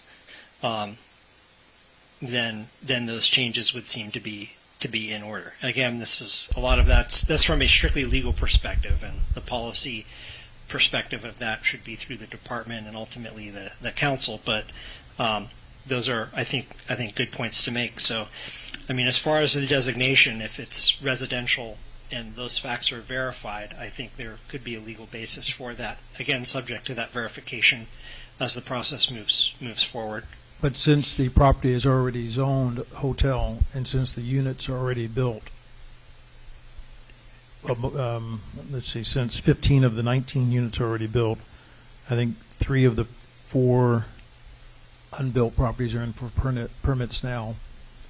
There would be an inconsistency between the community plan and the zoning if it were changed to residential. Yeah, I mean, strictly speaking, you would have you would have different designations, but whether the particular use as proposed in a given SMA permit request is has an inconsistency, it may not. So somebody may come in for a renovation and they may say my use is residential, which is consistent with the community plan, and my use is residential, which is consistent with zoning because the zoning allows for residential use. I think that's what the landowner would be looking at. But strictly speaking, it's an inconsistent designation. So I think the preference would be to have your zoning and community plan designations changed to have them consistent. So to have that done together. If it were so done you're at correct. I agree with you. If it were done at the same time, maybe if it were initiated by the county and everything was changed at the same time, so it wouldn't clog up SMA permits or prevent the renovation or construction of houses within the area, that would work. But I think, given where we are right now, changing it from hotel to residential would potentially clog up the SMAs and because of the inconsistency. Yeah, it could also depend on what use someone's proposing. There could be uses allowed in the hotel district other than short-term rentals that someone would want to do, and they would not be able to get an SMA permit for that if your community plan designation was residential, potentially, unless something like that was allowed in residential. So there could be more to look into for this, and having not necessarily long range, but potentially the current planning department look into something like that, where if this changed, how would it affect things specifically on this parcel? In addition to verifying all of the documents you discussed, I think would be in order for a change like that. But you make a correct point that would be your zoning and your community plan designation would not be entirely consistent, even though some of the uses that are allowed in hotel are also allowed in the residential community plan designation. Okay, are we ready to go to decision? Daniel? So I haven't heard any reason why to go back to hotel. It seems like residential is a fit. I think when we do make we're just reviewing, we're just making recommendations. It's not the final land use designation. It's got to be vetted by the county council. And so whatever it's bringing up certainly can be vetted by them. But I really haven't heard anything concrete that says, in my mind, why it should be made resort and hotel again. The use is residential. There's no short-term rentals allowed. So I don't think we should. You should just leave it at residential for now as a recommendation. Can we go to decision? Can you restate the motion? To change Malawaka property back to where it was in the beginning of Monday's meeting, hotel. which is consistent with the existing zoning of the property and which allows the processing of SMA permits. Well, as of Monday evening, it became residential. Okay, those in favor of the motion, please raise your hand.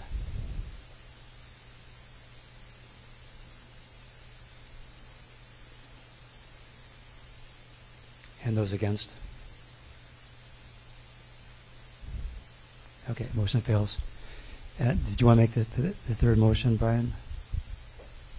Chair, just for the record, it may be helpful to have either a roll call vote or at least state the number of votes in either direction. It's 4 to 4. With the online meeting. It was 4 to 4. Okay.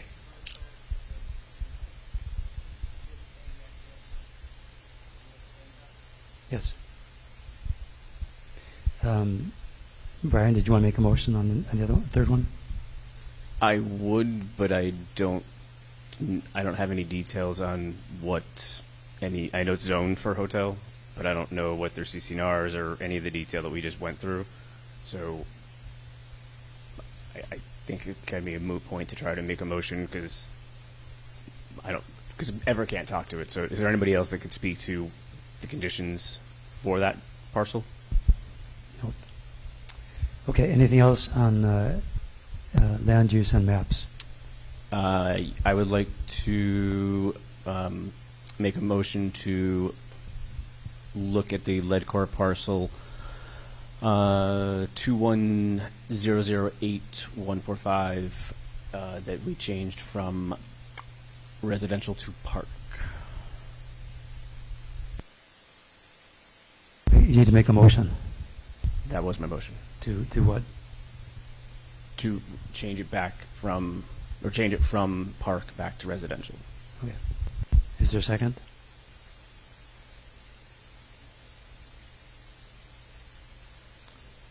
Okay. Anything else on? Chair. Yes. Chair, this is Michael Hopper. With respect to this parcel, I did have legal concerns. I would offer to go to executive session to discuss that in particular for the group. I think there is important legal advice on the members present in order to do that. But because legal concerns involve powers, duties, and liabilities of the CPAC as well as the county, I would need to discuss in executive session. So I'd offer that to the group to let you know I do have legal concerns with this particular redesignation, and I can explain why in executive session. Just wanted to offer that to you. I make a motion for us to go to executive session. Is there a second? Second by Gary.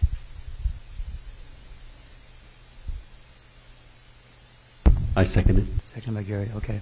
So we need a 2/3 majority of the entire CPAC. In other words, 2/3 of the entire CPAC or 2/3 of the people present. Because you need 7 votes to take any action, it's going to be 2/3 of the people present. It's not to which you're entitled. It's 2/3 of the members present. But you still need at least 7 votes. So, which, I mean, I think you're going to need anyway. But, yeah, 2/3 of the members present, which has to be at least 7 votes, or if it's more than 7, that amount. But not 2/3 of the entire 13, 2/3 of whoever's present with at least 7. Okay. So those in favor of executive session, raise your hand.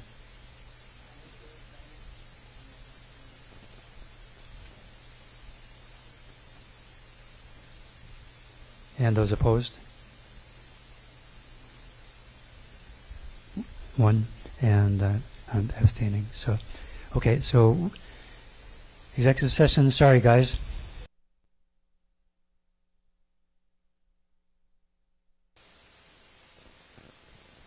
We are ready to resume. Okay, resuming the committee plan meeting at 8:05 p.m. Council Hopper, did you want to give us an summary?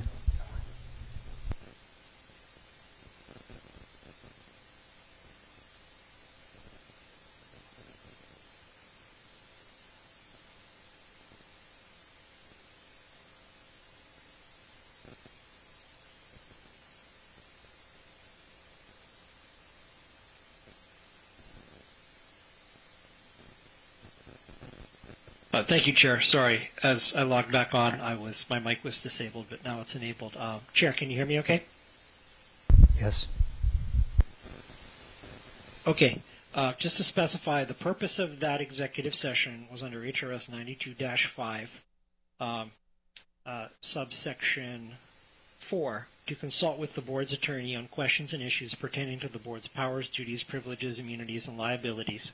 The issue discussed was the redesignation of the 23-acre parcel as previously discussed in the motion that was made, but not seconded, from residential to park.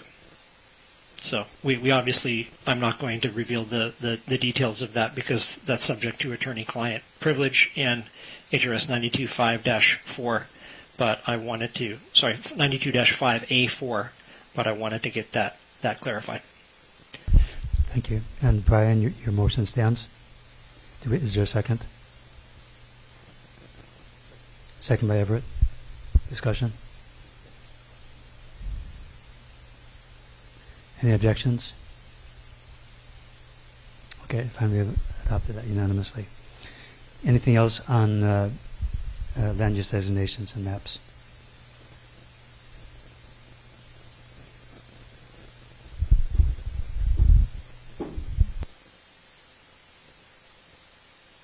Brian? And then Daniel. On page 91, there's a duplicate sentence. Karen, I can just tell you what it is, and we can do it offline, so it doesn't have to be a motion. I just want to make sure that if it has to be a motion, then I'll make it a motion. I'll just send it to you then. Nothing further. So anything else on land use designations and the maps? Daniel?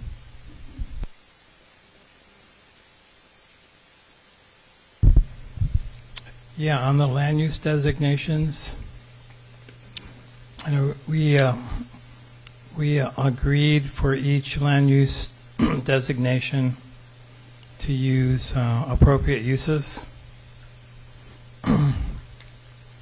and I don't understand appropriate uses, but I just like stronger language, and just to go with uses, eliminate appropriate. So I would like to amend appropriate uses to just uses.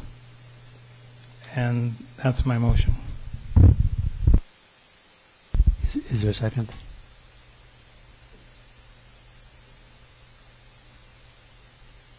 Are you guys following me?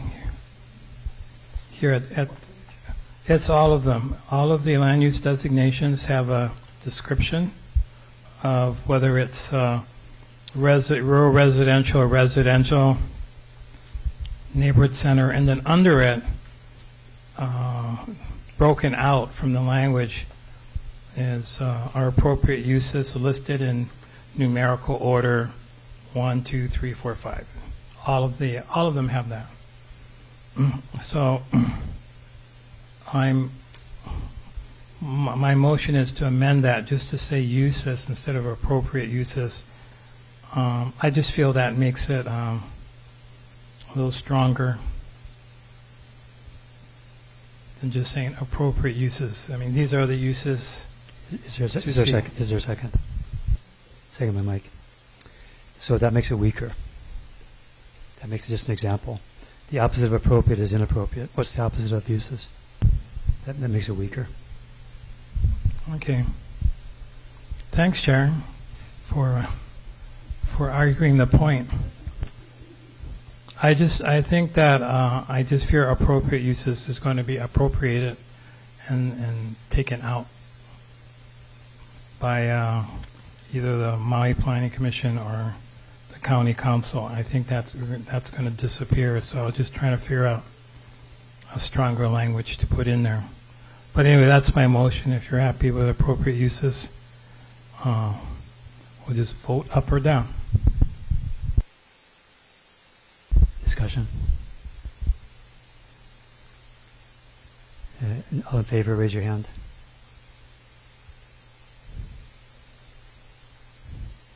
And those opposed? Okay, motion fails. Anything else on the land use designations and maps?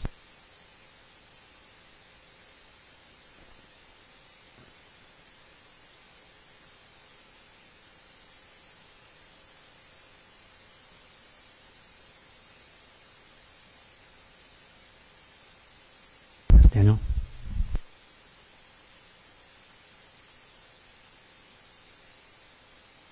On page 108,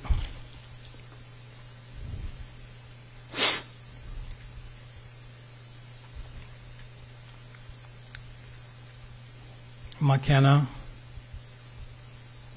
challenges and opportunities.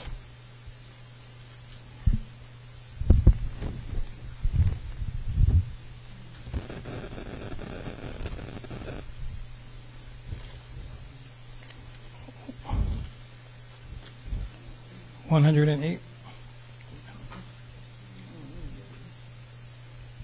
Am I out of it? Am I in a different section? Sorry.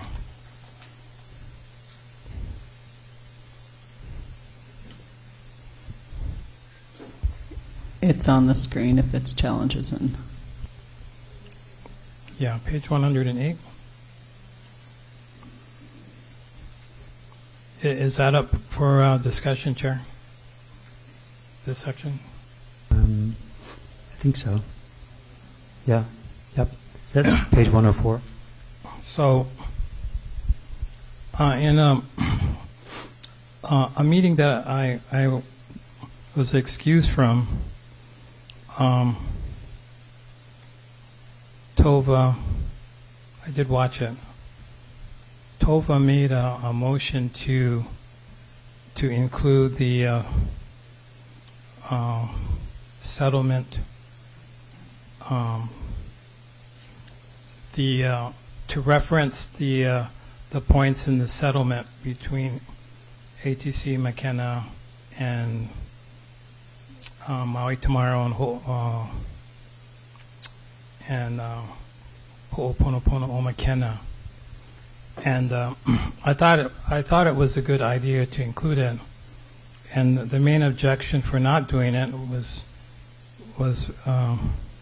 someone said that it was a private document and between two parties. It wasn't public. Are you making a motion? Yes, I'm making a motion to include the that settlement,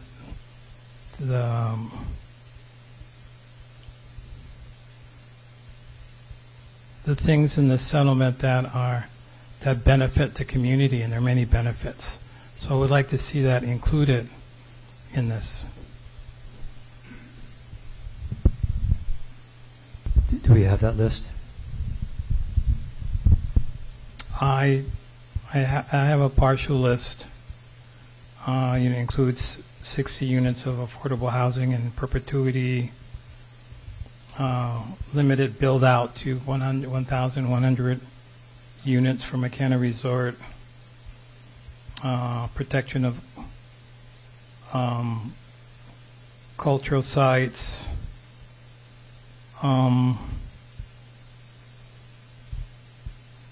things that have to do with maintaining open space along the beaches, things of that nature that are in the settlement. So I would just like to see that broken out and put in the document. I think we need specifics. We do have a document that was submitted to us on July 7th. No, actually I don't know when it was submitted to us, but it says it's titled Community Concerns Addressed by McKenna Settlement Agreement. But it's 1, 2, 3 full pages of text. Is that entire list what you're proposing? I remember that being submitted, but I don't remember exactly what was in it. But I think that was submitted by I don't know who was it.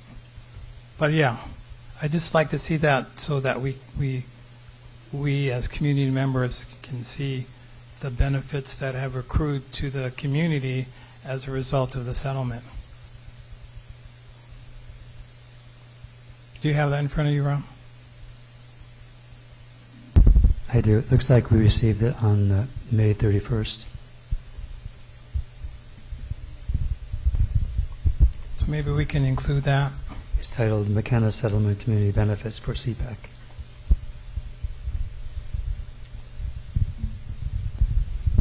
Chair, could I jump in? Go ahead. Friendly amendment, Daniel, how would you feel about that document being put into the reference documents and a pointer in this section to that document? An appendix? Yeah, I would take that as a friendly amendment to include it in the appendices. No. And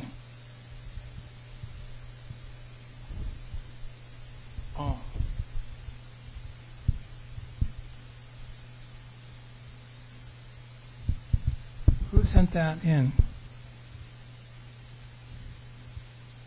Maui tomorrow. Okay.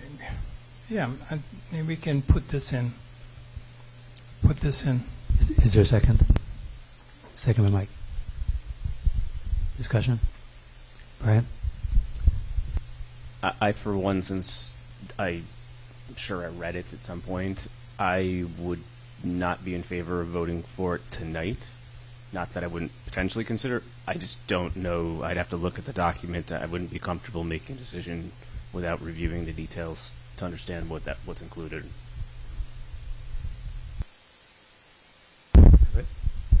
Similar to Brian, I don't know what properties this relates to, and to put it in something that relates to all of McKenna, not knowing what parcels within McKenna this relates to, without clarity on that, I wouldn't want to vote on it.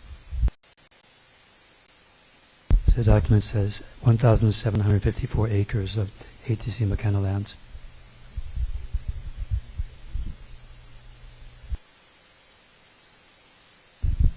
I don't think it's the actual settlement agreement. It's just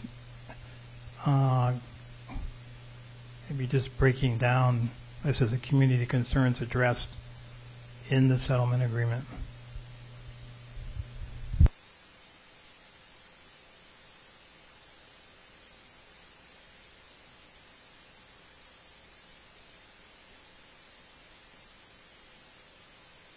We did also receive the settlement agreement itself. That's a separate document. Okay, discussion?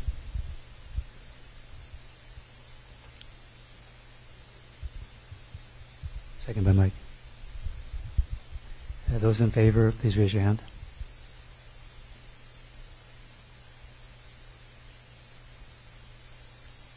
And those opposed?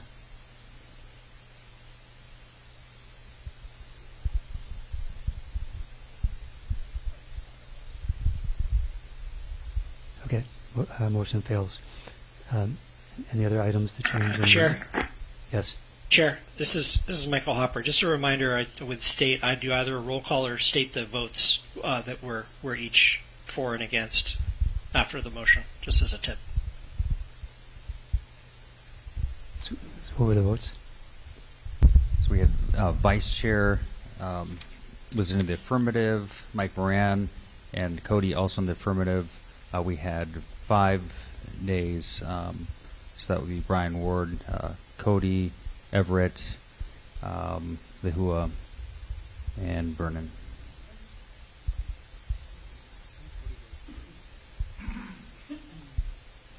Cody was the third. Fourth. I'm sorry, Kyoki, you were for. Cody, I apologize. You were an A. So.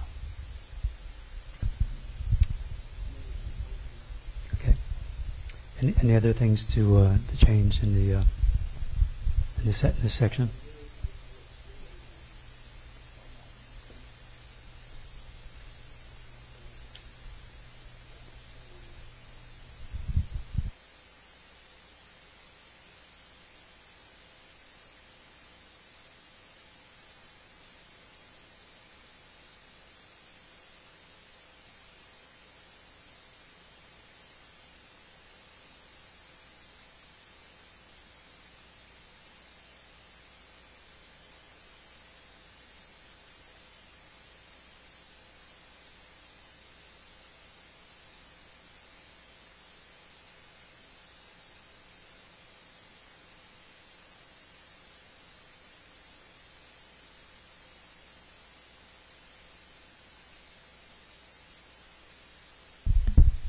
for Corporation Council, then that makes it 3 affirmative, 4 nays, and 1 abstain. And then, oh, yeah, Rob, are you abstain? So that would make 2 abstain. So 1, 2, 3, 4, 5, 6, 7, 8, 9, 10. 1, 2, 3.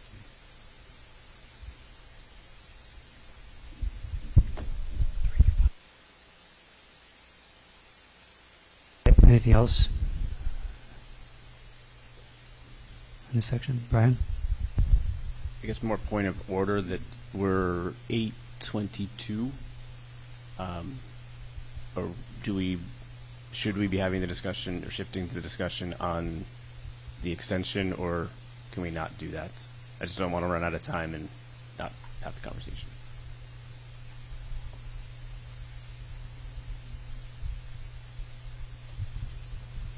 You could continue it until later, or you could recess the meeting till Monday, or you guys can vote to move to the next agenda item and discuss an extension, but you will have to receive testimony before that.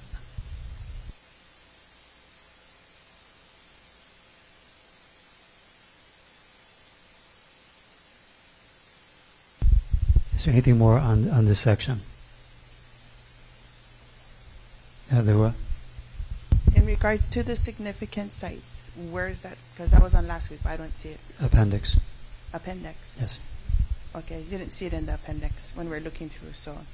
That's not in there yet because we have to adopt it. We don't have any yet. Okay. So if we recess until Monday, we'll be able to complete that? Yes. Okay, that's the most important. So I'd like to make a motion to recess to Monday. Second by Everett. How do people feel about that? Okay. Everybody's okay with that? Okay. Daniel? If we recess, we won't allow any further testimony on any of the items on the agenda. Is that correct? We have to allow testimony on C and D, but not for B. Not for B. If we adjourn, then we'd have to allow testimony on B. B. I see. So, Lehu has made a motion to recess. Yes. Okay, thank you. Okay. So I guess before a vote, I want to confirm, it sounds like Kaku needs to confirm their availability for whatever upcoming meeting that is. At this point, I don't Also, believe they Chair, have confirmed. Chair, was there a second to the motion? Just wanted to double check. Yes. I don't think there was one announced. Mm-hmm. Okay. Lehua was the first and Everett was the second. Yes. Okay, thank you. So we need a vote on it? We haven't voted on recessing before. Do we have this space?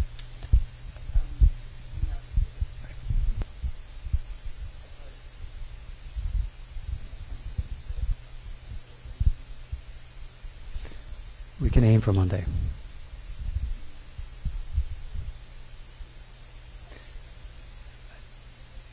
Well, since the motion is made, okay, we'll go to a decision here. Any objections to recessing? Objected by Daniel, okay. Let's take a vote then. Those in favor of recessing, please raise your hand.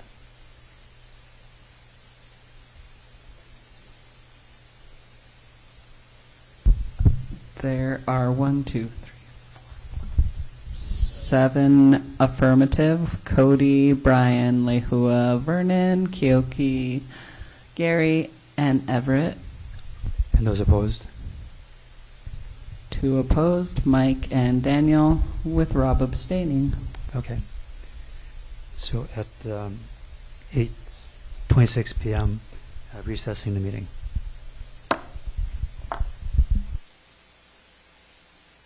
Chair, just specify a date and time for the recess. I think you already sort of did, but just to make clear. We did Monday, 5:30. However, we have to confirm Akaku's availability. do we want to do that before recessing, or?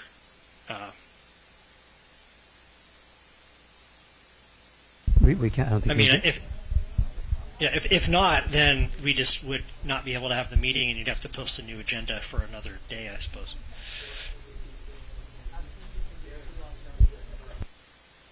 But if they're available a different day, you could recess to that different day. Mike, can we have two options for the recess?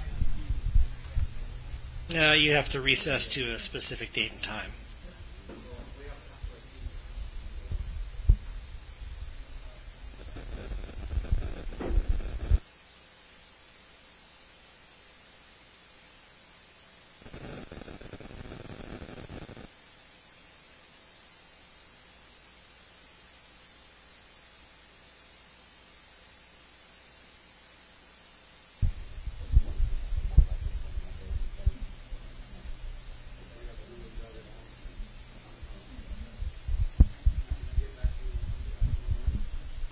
They won't know until Monday morning.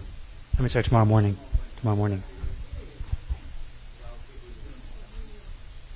I mean, if we can't hold it, we'll cancel. But I think we need to aim for that.